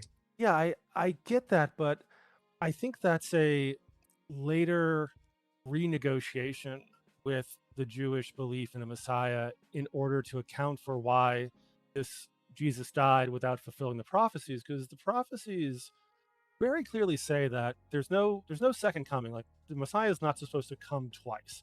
There's no prophecy about the Messiah dying and then showing up thousands of years later. The Messiah was supposed to be a liberator of Israel, was supposed to have the nations bow down before the God of Israel, and Israel be raised up high, and he was going to be a military leader. He would command the nations to peace. And Christians do say, well, when he comes a second time, that's when all the things that didn't happen the first time are going to happen. And I think when you start reading the old prophecies, and I know you said you haven't looked into a lot of the biblical scholarship, so I'm not saying like you have to answer for this now, but the prophets were pretty clear that the Messiah was going to be a military leader, was going to be a warrior, and was going to shame and command the other nations to obedience. And that just never happened. And I think what you're saying, I've heard similar to what you're saying, but I think that's been a renegotiation, looking at the Messiah as this gentle king, as this humble king. But that's not what God and the prophets were talking about earlier. And Sure, I would ask, right. I would ask I you, like, agree. is it possible that you're doing exactly what many people did, like for example, you can look this up. For example, in the what's the scrolls that were found, the Dead Sea Scrolls. That's these There are rules, kids yeah, Qumran. yeah. There's examples of the authors like or writing saying that, hey, this prophecy was about this people group. We think it's about this new people group, right? Uh-huh. I think you're engaging in a renegotiation of what the Messiah was to the authors of the Old Testament. And I think that's an example of why I can't take Jesus seriously, because either the Old Testament got it wrong, or you're engaging what I think is natural, which is Jesus died. We have to find a way to make this right. His king is, his kingdom is spiritual. He was a humble king, but that's not what the prophets say the Messiah is going to be. But when he comes back, though, that's what I'm saying is like by the logic, if the Christians are right, if they Okay. are, then also I have to wrestle with what you're saying, no doubt, right? But also on the other side, you obviously would have to wrestle with what I'm saying, and so that would be that upon his return, every knee will bow, every tongue will confess, and going furthermore on that, like interestingly, like look at the Temple Mount, for example. Like we've talked about this a few episodes ago, but like, okay, so like the Eastern Gate, right? The Golden Gate. And so, and it has a name in Arabic, it has a name in Hebrew. Like it's very, now obviously the Temple Mount in and of itself is a very like the complex, plus you have the Dome of the Rock on top of it, and you have beneath the Dome of the Rock, like where Abraham was thought to have been, where he was going to sacrifice his son Isaac, and where also the same spot that the Muslims believe that Muhammad ascended into heaven, also the same spot that they believe that the Ten Commandments, or the Ark of the Covenant, was held. Also, interestingly, the spot, so then the Golden Gate or the Eastern Gate, which was where the Messiah was prophesied to come through, which was then again Jesus, if he fulfilled that, if not by human understanding, because that's the thing. It's like if it was so obvious, where it's like everybody would be in agreement right now and there'd be peace on earth, right? But it's like at the end of the day, we know that that's not possible because of the human condition of pride and not wanting to be, even just simply, yeah, I don't want to be wrong. I don't want to deny what I believe to be true. And so whatever. And that ultimately turns into wars throughout the millennia. But and other majorly horrible things, right? But in regard to this holy area, when we talk about Jerusalem, when we talk about the Temple Mount, and when we say, okay, so he rode through on a donkey when he entered the city. Now, the Jewish prophecy of the Messiah entering through there, but then interestingly, so the Jew, as far as Judaism, what they believe of Christ, Yeshua, HaMashiach, they believe that he is a nobody. He was a crazy man or whatever the case. Like there's, obviously there's Messianic Jews that have come to accept Christ as the Messiah. Now, but that speaking for those that did not believe that and they're still waiting on the Messiah, interestingly, so the Muslims hold Jesus obviously in higher reverence because they consider him to be a prophet. But interestingly enough as well, the Muslims sealed that gate shut, built a cemetery on the other side of it in order to, because both obviously the Muslims, kind of like what you were saying earlier, the Muslims like, why would God make himself a lowly man? He's the creator of the universe. Why would he ever feel the need? Why he wouldn't do that? Why would he make himself human? Humans are flawed and all of these terrible things, and he's great. He would never do that. And so that's like what I find time and time again a stumbling block for Muslims throughout. And I don't, just the ones I've spoken to, I can't say for the entirety of Islam, but they have a very big hang up on the divinity of Christ because of the fact that he was a man. Now, same way that they're like, peace be upon his name, and same with Muhammad. Muhammad was no more than a man. He was simply a messenger. But again, interestingly, the Muslims then sealed the gate shut in order to what? They had enough. This is just the interesting, intermingling of the Abrahamic religions, right? It's like the Christians are like, Jesus is the Messiah. The Jews are like, no, he's not. And the Muslims are like, no, he's a prophet. But also we believe so much in this prophecy of the Messiah, and we don't want it to come true back in that day and age, that they sealed this gate shut. And not only did they seal it shut, they built a cemetery on the other side of it so that the Messiah, prophecy of the Messiah could not be desecrated. He wouldn't be able to cross the cemetery, as if that would, back in their understanding at that time, as if that would hinder the creator of the universe from accomplishing his will, which he set out to do, whatever that may be. But I mean, so Go ahead. Yeah. I think we've gone a little far afield because I'm not a Muslim, and then you were on a roll, and I didn't want to interrupt too much. But no, I'm just yeah. Go ahead. Yeah, when I look at like Leviticus 18, it talks about prophecy, and God is explaining, hey, how can you know if a prophet is real or not, right? Because it was a big problem, right? You had the temple, but much like I think Jesus was one of many end time preachers who claimed to be a prophet. I think we can look at examples of Jesus getting things wrong, and we can talk about that, but in Leviticus 18, it says, you may say to yourselves, how can we know when a message has not been spoken by the Lord? If what a prophet proclaims in the name of the Lord does not take place or come true, that is a message the Lord has not spoken. That prophet has spoken presumptuously, so do not be alarmed. So I think when you say like, oh, Jesus is going to come back and do stuff later, that's not any prophecies. The Messiah is not supposed to die then return. And I think you said a lot of things like with human understanding, but I think God is telling us when it comes to prophecies, our human understanding is good enough to know if a prophecy has come true or not. Because if it's not, and how would we tell the difference between false prophets and true prophets? Anybody could say, "Oh, the prophecy hasn't come true yet."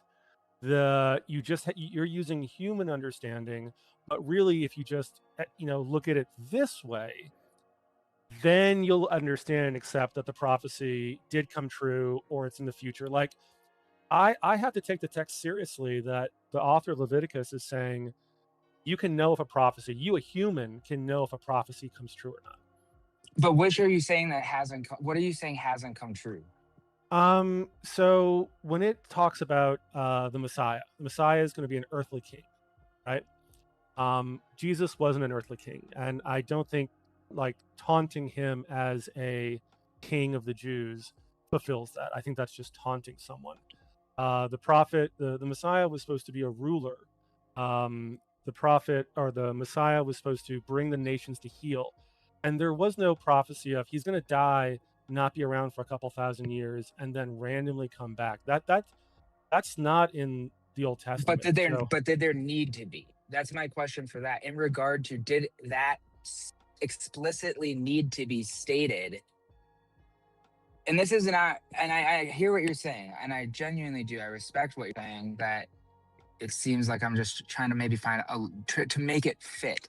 But I'm just asking you genuinely, if these things are true, does that need to be written? Does that specifically that he's going to, I mean, to me, that doesn't need to be written, because I think that's the major wrestling that we have right now is here we are all debating the guy's divinity, right? And it's like, meanwhile, many people do believe that he is. Many people do hail him as the king. Many people, all of these different things. So it's like, it's metaphorical, but it's also literal, but maybe not fully realized right now. It's the same thing if people say the canon being completed within itself is the completion of, and it's like, yes, but there's also unfulfilled happenings that need to take place in order. So it's like, people say it's a closed canon, and it's like, yes, like textually it is, literaturally it is, but it's not a closed canon in regard to future happenings. Potentially. I think you are, and I say this with respect, I think you're experiencing exactly what Jews and Christians had to do when prophecy failed. You have to renegotiate with the text.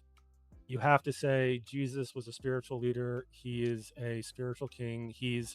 Do these things like if Jesus simply failed at a test, the option is either saying, hey, Jesus wasn't the Messiah and everything I believe in is wrong, or if someone tells you, well, if you look at it differently, you can kind of squint and go, well, yeah, like I've been told he's a king in heaven, so that means he was a king in Israel ruling. It doesn't. I see you going through the same things that like earlier Jews went through. I think if you look at the book of Daniel and the angel Gabriel shows up, why is the angel Gabriel showing up? Because Daniel tells us the prophecies failed. God did not return. Israel has not been risen up. And Gabriel shows up and says, what? Guess what? You misunderstood. It's 40 times 40. It's another several hundred years of punishment. Like there's these renegotiations. I don't, Clearwater, and Drake, could I walk you through something I found amazing? A clear example of a prophet dealing with a failed prophecy. Would you be interested in that? I would. Sure. Yeah. Sure. Yeah. Okay, so let me bring this up. I think it's in Ezekiel. This is one of my favorites. And actually, it was a Christian TV show or YouTube show that showed me this. So if you want to jump one of to... my favorites. Yeah, Ezekiel 26 and 29. It's kind of a twofer, and I'll walk you through it. In Ezekiel 26, Ezekiel is prophesizing and lamenting against the city of Tyre. Sorry. Yeah, and so now this is what's really interesting, because the prophet is going to tell you, according to God, what exactly is going to happen. And we know this was a real battle, right? This isn't made up. So in Ezekiel 26, he says, "For thus saith the Lord, blah, blah, blah, King of Nebuchadnezzar of Babylon is going to come and fight the city of Tyre. He's already put all the areas around Tyre or Tyre, I forget how you pronounce it, to the sword, and he's at the gate. Now, as a reminder, how do you get the king of Babylon to fight for you? He gets first dibs on the loot. He has to pay his army and get money for the decade he spent attacking the city. And the city is a port city. It's very rich. The prophet tells us that. So in Ezekiel 26, he says, he shall direct the shock of his battering rams against your walls. This is the king Nebuchadnezzar, and break down your towers with his axes. His horses shall be so many, blah, blah, blah. He says, when he enters your gates, this is the king of Babylon, like those entering a breached city, with the hoofs of his hordes, he shall trample all your streets. He shall put your people to the sword, and your strong pillars shall fall to the ground. They, his army, will take your riches and plunder your merchandise. They will break down your walls, destroy your fine houses. So the prophet is saying, King Nebuchadnezzar with his giant ass army is going to conquer Tyre, right? Or I'll stick with Tyre, and that's how he's going to get paid. So that's the prophecy. Now, if we go to Ezekiel 29, we now get to something different.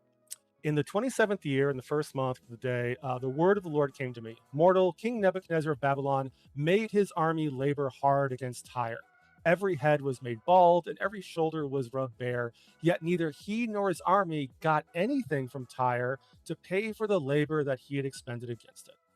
Let's break that down. Every head was made bald is basically like they were so stressed out, they worked so hard, they all went bald. Every shoulder was rubbed bare. If you can imagine the armor or the clothes being rubbed bare from the labor of trying to get in the city, the prophet is saying that they did everything possible, but they couldn't get into the city. They failed to get the money. They failed to break through. Therefore, thus saith the Lord God, I will give the land of Egypt to King Nebuchadnezzar of Babylon, and he shall carry off its wealth and despoil it and plunder it, and it will be the wages for his army. I have given him the land of Egypt as his payment for which he labored, because they worked for me, saith the Lord God. So why is this happening? Because the first prophecy failed. They never got into Tyre. So now he's saying, hey, king, let's go attack Egypt. You can get your money there. Now, as a quick side note, we do know that the king Nebuchadnezzar tried to attack Egypt. Egypt was forewarned. He went briefly into the borders of Egypt. He was pushed back. He never got into Egypt. And there's another failed prophecy about what happens in Egypt because it was never conquered. But I would offer to you that this is a clear example of a prophet saying Nebuchadnezzar and his army will get into Tyre. That's how they're getting paid. A decade later, when that doesn't happen, he says, hey, Nebuchadnezzar, you tried really hard. Go to Egypt. That's how you're getting paid. And to me, this is an example of a prophet speaking with the Lord of God, showing that things changed and didn't work out. And lastly, I'll remind you, this was not a prophecy that required, someone doing something. It wasn't hinged on the king of Tyre changing his mind or repenting his ways. This was just a failed prophecy that was changed. Interesting. Thank you for sharing that. Yeah, it was a Christian surprise. Some of the other hosts talking about failed prophecies, and he gave this, and the look on their faces, they were shocked because the guy was like, "Wait a second! It says the Lord saith." This is not just the prophet talking. This is him saying the Lord gave him, scripture, and they were like, "How do you reconcile this?" And one of the guys goes, "I don't, because I can't deal with this." And I was like, "Holy moly!" So I'll offer that up to look into as far as a failed prophecy. So basically, like probably he was just making it up. Yeah, I think the example I give as a non-biblical historian is, how we're all kind of surprised that Ukraine has held off Russia as well as they have. It seemed that the prophet did not expect the city of Tyre to hold out against King Nebuchadnezzar and Babylon, which is of course one of the largest powers in the area.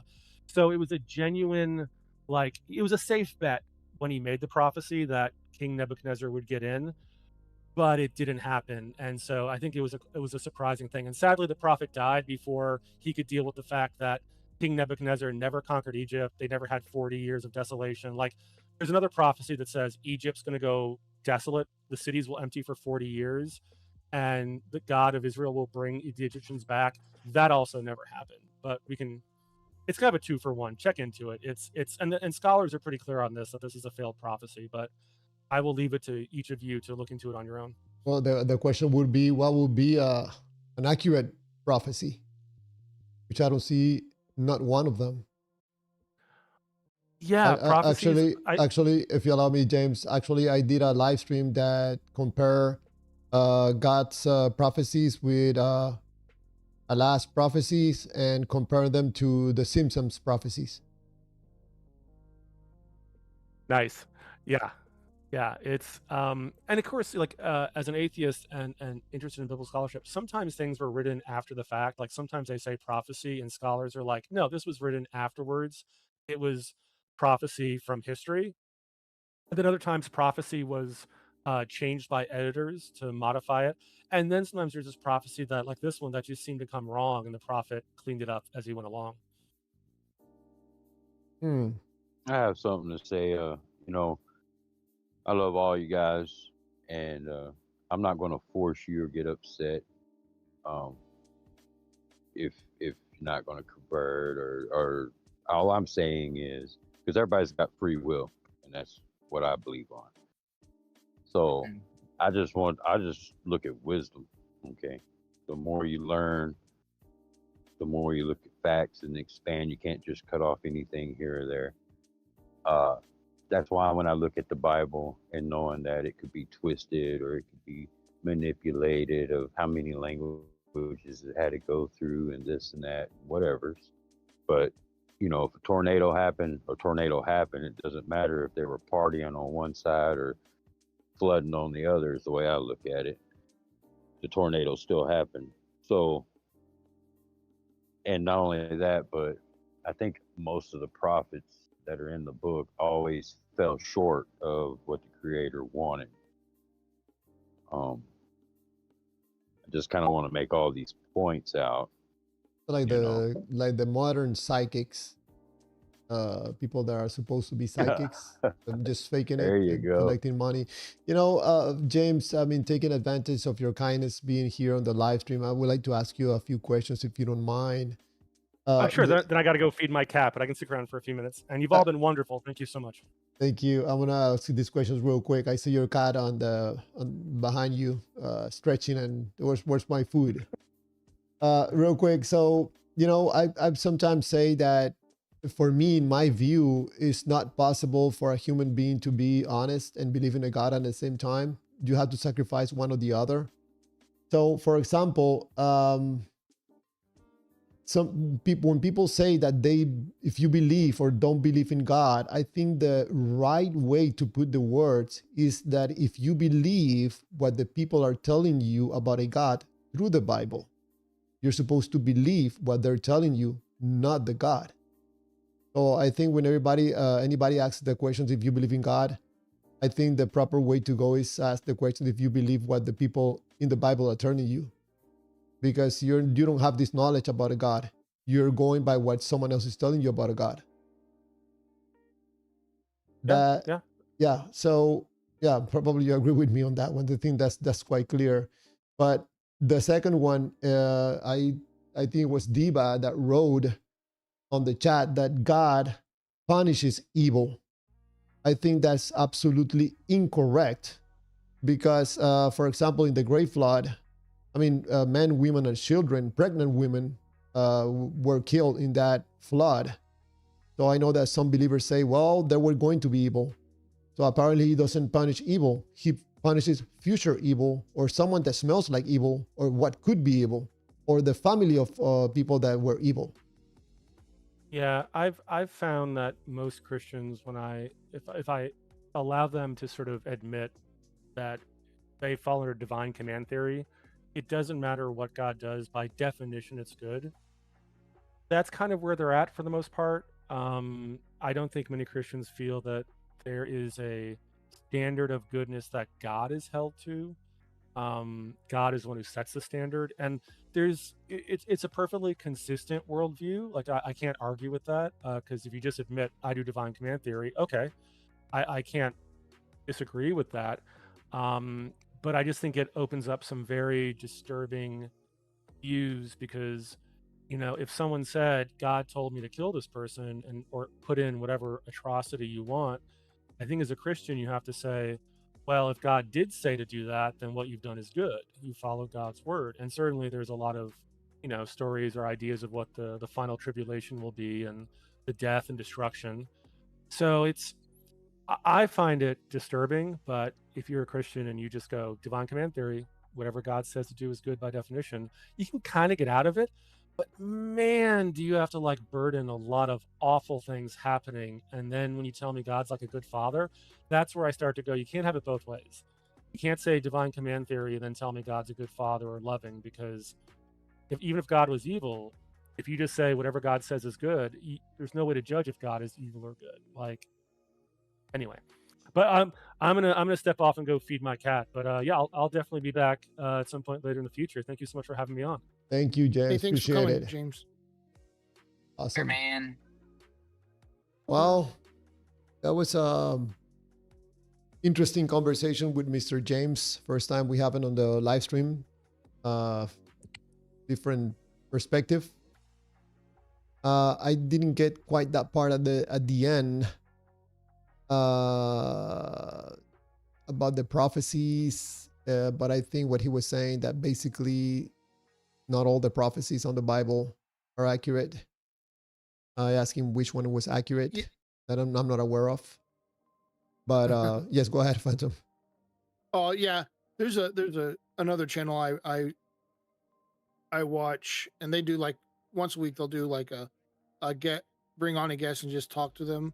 But that's something that specific prophecy is one they bring up all the time. That is incorrect. The prophecy is not accurate. The one about Tyre, yeah. Because oh, go ahead. Because it is a clear example of a very specific prophecy that had an expiration date, and it just didn't happen.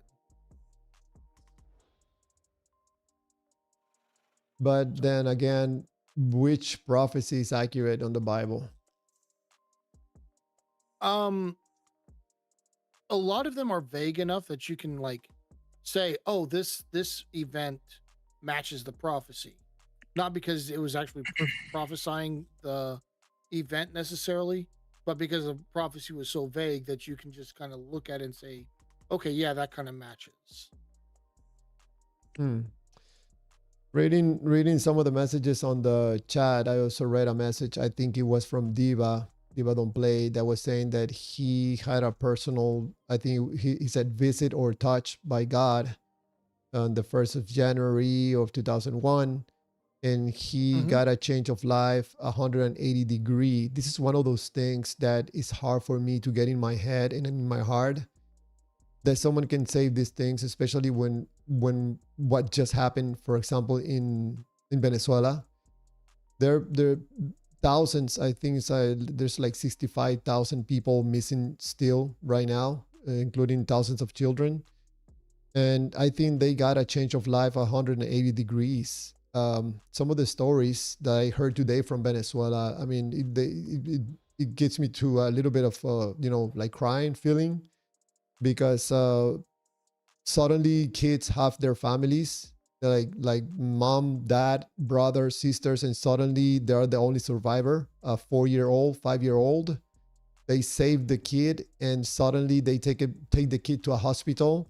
And when some other family member comes from another country to pick him up, now the kid disappeared. It was taken by another person. So there's so many horrible stories going on right now that is absolutely unbelievable for me, that someone can still, with all these stories, feed a God in their lives, like something that is loving and taking care of them, and being nice to them when other people are suffering in unbelievable ways, including children.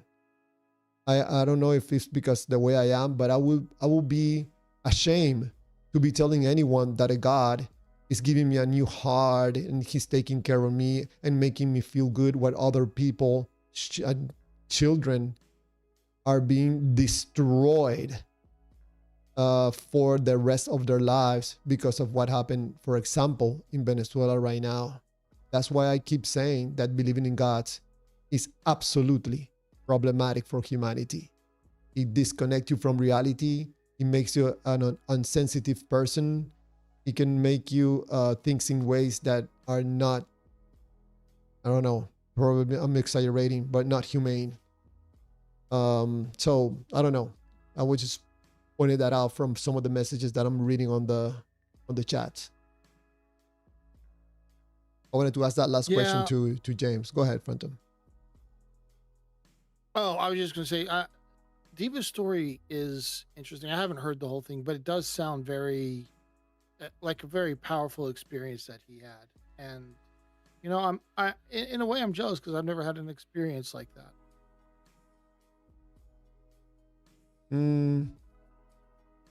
Yeah, I think I don't know sometimes what to think of his story. He was kind enough to explain it in detail on one of the live streams, but it seems to me that, you know, the most powerful being in the universe is making you feel good, you know, and change some things about your life in ways that make you feel good. I don't know. I would think that's something that would be something that also the devil can do in order to get you into a trap in the future, make you feel good about something. I mean, that's one of the problems if you have ascribe, you know, ultimate deception to a being. The only way you can say I'm not deceived is saying the God wouldn't allow me to be deceived by this other entity. But you know, even then you like could just be part of the deception that you're deceived, that God wouldn't allow you to do that. It's an infinite rabbit hole of just it doesn't I don't see how you could stop that infinite regress. James says something that, you know, made me think when Drea mentioned to him about doing fasting.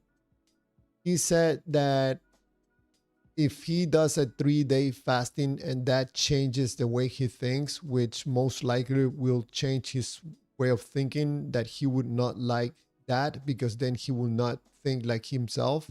He says something around those words. I think what he said was he would expect to not be thinking clearly, and therefore would not trust any experiences he had. Yes, to be exactly. genuine. Yes, I see the same way with God. If God changes something about you and suddenly you think in a different way, I don't think this is a God doing these things, because now you're not being yourself. It's like drinking a little bit of vodka and you feeling good and now you think differently. So I don't know. I think that's also, in my point of view, not a very good message. Now you feel good and now you think differently. And most, I'll dare to say that most believers, once they get these good feelings from God, they start acting in weird ways, talking weird ways. And suddenly they put themselves in a pedestal, like I was saying yesterday, and start saying and doing things that some people find hurtful, like judging other people or trying to tell you how to live a better life. Just because you're feeling something different, you know. Go ahead, Dre. In regard to the fasting, so obviously we've talked about that in the past. Like, I've done some significant, like, prolonged fasts. Like, I'm not an expert in anything. I've said that a million times too. Like, especially like no biblical scholar, anything to that effect. But you know, I mean, I try and get people who, you know, Jesus said when you fast. He didn't say if you fast. He said when you fast. And so, I mean, even when I talk to Christians, like, whether or not they're actually following Christ or whether or not they're just calling themselves a Christian and I mean, whatever. It's just like when I've tried to encourage even people that are the closest to me to take up fasting, it is not typically received well across the board, whether atheist, agnostic, or believer. And I just find that very interesting, first of all.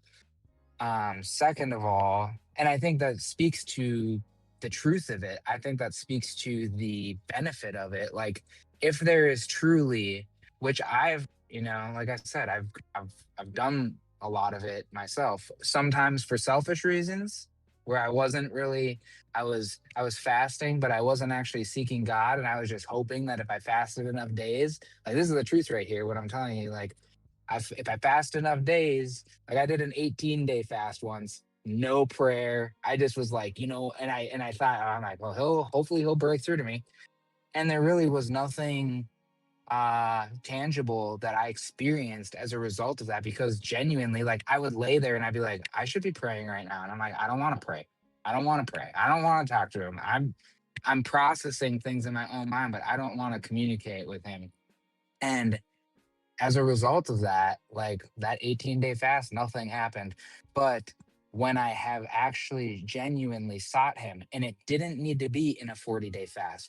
40-day fast was absolutely miraculous, but a 3-day fast seeking him it's not about the amount of days, it's about seeking him genuinely in that. And I will say from my experience, like I understand what James was saying, like, well, I don't think I'll be thinking clearly, et cetera, et cetera. Well, that's just not the case with fasting. Like, if you even from an atheistic perspective of people who fast purely for wellness purposes, there are plenty of them. Doctors, whatever the case, people that are very much not believers of God, and they will tell you they have immense clarity and I mean the benefits of it. It's very hard to find somebody that's going to, obviously there might be people, like I'm not going to encourage people, if you have a litany of health issues, I genuinely do believe it is an incredibly powerful way to heal many ailments that people suffer from, because of my experiences doing it myself. I'm speaking from firsthand experience, but that doesn't mean that I'm right. It doesn't mean that I'm right, but all I can offer you guys is my experience. And so when I was talking to James about it, it's like it's the same thing to you guys. Like I genuinely would encourage you guys to try it, and like from an unbiased standpoint, like genuinely like, okay, I'm gonna fast for 3 days, and I am going to actually I don't think God's real. I don't think he's real, and I'm not really pumped. I'm not really happy with him if he is. Be honest with him. Say that stuff. Tell him how you feel. And it's only 3 days, try for a couple days. Like I genuinely, truly think you guys will be pleasantly like surprised. And I think even if you don't have like, I don't know, like it's like, even if there's not this miraculous breakthrough on the other end of it, which I believe that those things do await. Like, I think it's all about taking those first steps and like really trying to lean into it. Because I'm not somebody where it's like, I also struggle. It's like the scriptures and stuff, like no doubt, like reading the scriptures for myself, it's not enough for me. Like some people read the scriptures and they never fast and they're convinced absolutely and they know the scriptures front to back, blah, blah, blah. But it's like I had to take a different approach to this because my brain works very similarly to your guys' brains as well, I think, where it's like I can't purely go based off of Dre, XYZ. Like go ahead. if you don't mind my asking, how did you Yeah. do it with work? I mean, were you fasting while working too? Yeah, man, I was, and it's crazy. I know it was like it was a Javier brother. It was a huge leap of faith for me, man. Like what the 40-day one, man, was. But Dude, were you I like did weak? Were you electrolytes. like Well, weak? oh You yeah, know? yep. I was weak at times, but I was very, very clear, like mindset wise. I was very clear. I was at peace because the thing I realized, I'm like, I have a lot of emotions in myself. I have a lot of struggles. I have a lot of pain, and I have a lot of regret, and I have a lot of all these things and hurt and so on and so forth. But I realize how much in a given day that I drown that stuff with food. I'm constantly thinking, okay, what am I going to get for breakfast? I'm going to get coffee. I'm going to get this. I need sugar. I need this. Boom, something. Give me a dopamine hit. Oh, I'm feeling good. and then that'll carry me through for 6 hours, 4 hours until I get the next, piece of sustenance to then, it's like I don't know if you guys struggle with that like I do, but I feel like gluttony, like myself, like I would go to food for a lot of emotional support. And I don't think, I think food is important. I think obviously it keeps us alive, but it's like, I think culturally it's important, but there's something to be said about idolizing food, using it to distract ourselves from the things that we don't want to think about or whatever the case, And that's my situation. So when I started fasting for like I was doing unflavored electrolytes, so no flavor, just it was like fasting drops, like magnesium, sodium, so on, for 40 days, and that helped me as far as like I didn't so I was very strict. No coffee, no tea, only water, and no flavor. I mean, obviously I could taste a little like salt or whatever in the water, but that was, that wasn't like I was enjoying it. I was, trying Why did you to I was stop worried the about why did you stop what's the fasting at 40-day mark? Why did you stop it? well, when I first started it, I was going to go for 7 days. And I had done several fasts in the past before that, like up to 5 or 6, maybe 7 days at that point, over a few years prior to that. And then, but when I was going to start with 7 days. And then, because I told you I was in a relationship. We were in a relationship for 7 years. I was in a gay relationship. And I've always struggled like with that my whole life. And I was like, and anyways, I really cared about this person, but I really like God was like calling me out of this relationship. And it was really a huge challenge for me because I didn't want to let this person go. But I was like, I couldn't live in that place anymore. I had to say, okay, I'm going to trust you, God. And so I'm like, I'm going to start fasting because I want you to tell me if I was like, I want you to tell me, I'm like, I want to be with this person and I want you to tell me whether I can be with them or not. That's really kind of why I thought that I started it.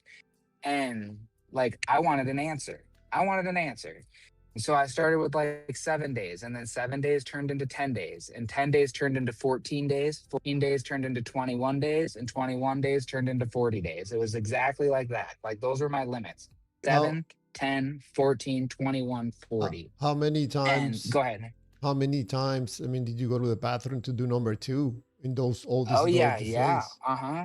Yeah, man. Well, especially because I was doing electrolytes. So I was doing like magnesium was like, Would you yeah, I mean, your go? body cleanses out, man. It like, it So you were cleanses out. not And I going was to definitely, you were not going to number two?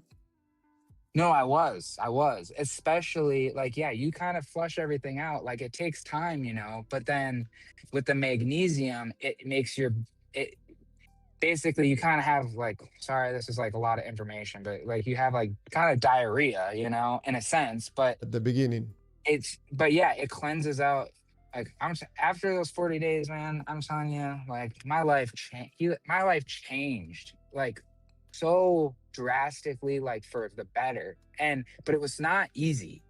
It was really Mm. hard and it was really devastating. I was alone and I was like, I didn't have anybody but God. And I was literally crying all the time, like, help me. Like, what am, I was stressed, man. And I was like, but, as time went on during that fast, but then especially after the fast, then that's when like things started to, my mindset shifted. And I started to realize like, I prayed a lot during that time. I'm like, God, who do you say I am? Like, I have all these negative thoughts about who I am. Like, I have all these, I have all these negative thoughts about who I am. I have all these negative voices. And I was like, I was bullied a lot as a little kid, like not even a little kid, all the way through middle school, high school, tormented, like just unreal. It was just like relentless bullying, all this kind of crap. But at the same time, it's like I was a little punk too. It's not like it's not like I was an angel, So Yeah. don't let me make it sound like I was, because I was, I'm a human. I'm not perfect. But I yeah, like it's just as time went on, man, like my whole identity shifted. Like after that fast, like it was really hard because the fast ended and it was like a day after it ended, and it was like why don't I feel, I was pissed. I'm like, I don't feel anything. And I was kind of like, I was really disheartened. And then it was like, dude, I don't even know. Like, I just had like a heart to heart with one of my dear friends. And like, at the time we were at work, and it was like, I was so impatient. I was like, 40 days got done, and I'm like, I don't feel anything. I thought you were going to break through to me. And I just did this whole thing. I was so ungrateful, dude. I was so ungrateful. And then after I let myself be ungrateful, after I just wasn't patient, and after I let myself flip out, and I'm like, why aren't you, then I experienced the love of God, man, which I never had experienced like that before. Never in my entire life, ever. And I experienced that for not just that moment, but up until this day. This was like 2.5 years. This was March 16th is when it ended, 2024. So a little over 2 years ago is when, and it's not like it hasn't been like all rainbows and unicorns, it's been, my life kind of got turned upside down, but it's been really a blessing because I've I've had a much more concrete sense of who I am, like a much more like I don't know how to explain it. Like, all I can say is, like, I really would encourage anybody, all you guys, like, because I genuinely would love to hear your story afterwards. Dread. I would love to hear the positivity. The Go ahead. most time that I spent in fasting, I think it's been probably like 18 hours. That I've done it consciously, and the amount of gases and like burning sensation in my stomach and the dizziness and the weakness, I'm like, man, I cannot take it. It drives me crazy. Even though when I drink water with salt, I put my electrolytes in it. But no, and the only other times that I've tried to do that, or not even try, I've done it because I have something on my stomach, and I'm just eating like once a day, maybe a piece of bread with tea. I remember, like, I don't know, like 4 years ago, I had some sickness and I was having a hard time eating. So I was only eating like a piece of bread and maybe some tea once a day, like for 5 days, I think it was. But I was sick. I was not doing it consciously. No, I think 18 hours is the most I have been able to go doing fasting. It was not fun. The first 3 days, suck. The whole thing, it's not the whole time you're like, the first 3 days you got headaches, and your cortisol levels are up, so your stress hormones are up, and then so your shoulders are tense, your neck is tense, you have, if you drink coffee or caffeine, now you're in caffeine withdrawals, plus you're kind of dehydrated, plus you have electrolyte imbalances potentially, and so you've got major headaches coming from multiple different angles. You've got tension headaches, dehydration headache, withdrawal headache. Not only that, but then you got sugar. You're coming off of any sugar, glucose stores. But then as you start to transition into ketosis, which is where you start burning fat. So by say maybe 5 days, you're pretty well into ketosis, where you're basically running purely on fat at that point. And then as long as the big thing is, if you have a lot of body fat, which Javier, I know you're pretty trim guy, so it's that's something, it's 40 days for you, man, that would be an extreme undertaking, but it's for you to do 5 days, 6 days, and I'm not saying that I'm not telling you what to or to not do. I cannot. I wanted to add something. I cannot even get close to doing fasting right now because I don't know if I will call it a mistake, but I decided to went almost a year eating mainly carnivore, and I had to stop because I was getting extremely weak. I lost tons of pounds.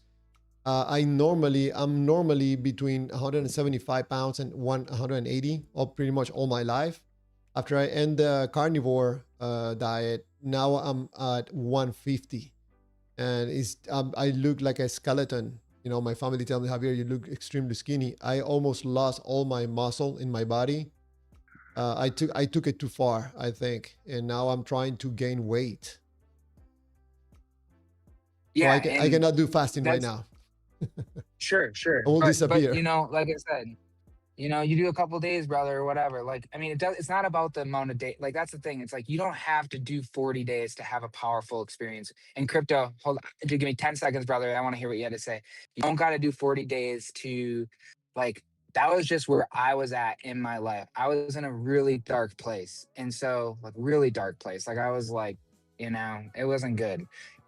But he brought me out of it, man. And I'm not saying that just to blow smoke, like, genuinely. And you know, so crypto, what were you saying? Christopher, Oh no, I go just ahead, Crypto, before we finish the live stream. We're about to finish the live stream. Go yeah. ahead. I just wanted to add something about that fasting because I know there was references like in the Bible with Jesus 40 days in the desert. And then you also had, I believe, there was a lady that did some. I know there was probably more fastings in there, but I know there was a lady that Yeah. did it with no food and water for 3 days straight just to overcome an army to be visited by a being, angel, whatever. Um, Yeah. but I know you was trying to be clear back then when you was talking. I believe James, whatever. I was listening to a lot of that. And yeah, you know, some people might do like a 3 day fast only like that because that's something they know out of the Bible. I know that I was watching for what happened to me in the way that I was viewing things that was pertaining to me and my personal thing. Because I started to get into looking at Catholic exorcist that comes on. He does some videos and stuff so that I can start I was learning what the hierarchies of the demons and antichrist and all that was and understand the psychological parts of them because those things can be shown through people who are possessed in life, sick or whatever. And he was talking about fasting and they fast as far as like eating something very light in the evening only and just very little, like a little bit of water and that when they fast the whole duration of their exorcist as they go through it because it can be used against them during the exorcism. And then the third fasting, like what I was doing, basically my first step was actually getting uh re-familiar with the Bible, but also expanding my knowledge overall, and that was including the Ethiopian Bible, and also paying attention to other things too. You know, as far as ancient civilizations and everything. It was like from that point in February 14th. I remember this, Uh-huh. unfortunately. From February 14th till today, I have been fasting in just knowledge. And yeah, do pray for me, Dre, because I'm now at the point where I'm about to enter my fasting of not eating, uh, Ooh. maybe drinking a little bit here. I don't know how long I don't know if I'm going to do a 3 day with no water and food, and then maybe extend it even up to a week or whatever. Because in this fasting, it's going to be. See, I'm a coffee drinker. You mentioned it. I'm drinking coffee right now. I drink it all day. So I'm pretty Wow. much going to knock out the caffeine, and I'm fixing to smoke my last cigarette. So Boy. that one's going to Yeah, be man. I will gone I too. will for sure pray for you, dude. Absolutely. That, And dude, just let there's like one just other that's the thing. basic. Let him lead you, One man. Yeah, one more thing is there's a lot of this saying about our American food might give you parasites inside. That's another Uh-huh. reason that I'm fixing to be cutting out and you know try to get rid of some of these parasites. I am going to probably like drink a little bit of water here and there because it's my first. Not everybody could do a full week or 2 weeks. It's good to start short and small, like maybe 3 days or 1 week, rather than 40 days. You know what I'm saying? For You sure. know, that's Yeah, something you might man. need to stress in case people are listening. You'll find out what kind of Yeah, fasting you need, whether it's literature, knowledge, and all that, and anything and all things, not, or for your body reasons on the medical side, like you're talking about, like I'm fixing to do is try to quit smoking, quit the caffeine, which is going to be one of them, and try to destroy if I do have parasites, which is toxins inside the body, is another form of it too. But I just wanted to Yeah. stress on that. Hey guys, No, thanks for making that point, brother. Thank you, thank you. And you're right. yeah, Real quick, Javier, yeah, sure. like that's something that I do want to say to everybody is like, yeah, it's a deeply personal thing, and it's something like if you feel led to fast, like you'll know, and it's not by your own. It wasn't by my own strength that I did it by any stretch. Like I've tried to do it for certain amounts of times by my own strength, and it I never make it the amount of time that I think I'm going to. I always quit because, it's just I'm trying to do it maybe for selfish reasons. I don't know. So but yeah, so please be, well educated about what you want to do. Like I watched a lot of videos before I really like during the time I was watching a lot of videos, a lot of testimonies of people doing the same things, and trying to make sure that I wasn't just totally winging it without any I was trusting, but I was also trying to make sure like that that other people have like done it safely. And that was encouraging to me to find that other people had done it safely. And, but yeah, it's to each individual's own walk. So don't let me like tell you need to do this, because that's not what I'm saying. So, but Javier, go ahead, brother. All right, guys, we're gonna close it here. It's been 4 hours, incredible. Time passes by way too fast when we do live streams. I cannot believe I started 4 hours ago. So I want to thank Dre for participating in the debate and also for this conversation. Also, Crypto, Mr. Ikaya, also, which is Babylon, for participating in the debates and the conversation. So, for everybody on the chats, we're out of here. Have a good night and a great day tomorrow. Thank you. Thank You, you. Javier. Thank you. Thank you, Crypto. Everybody else.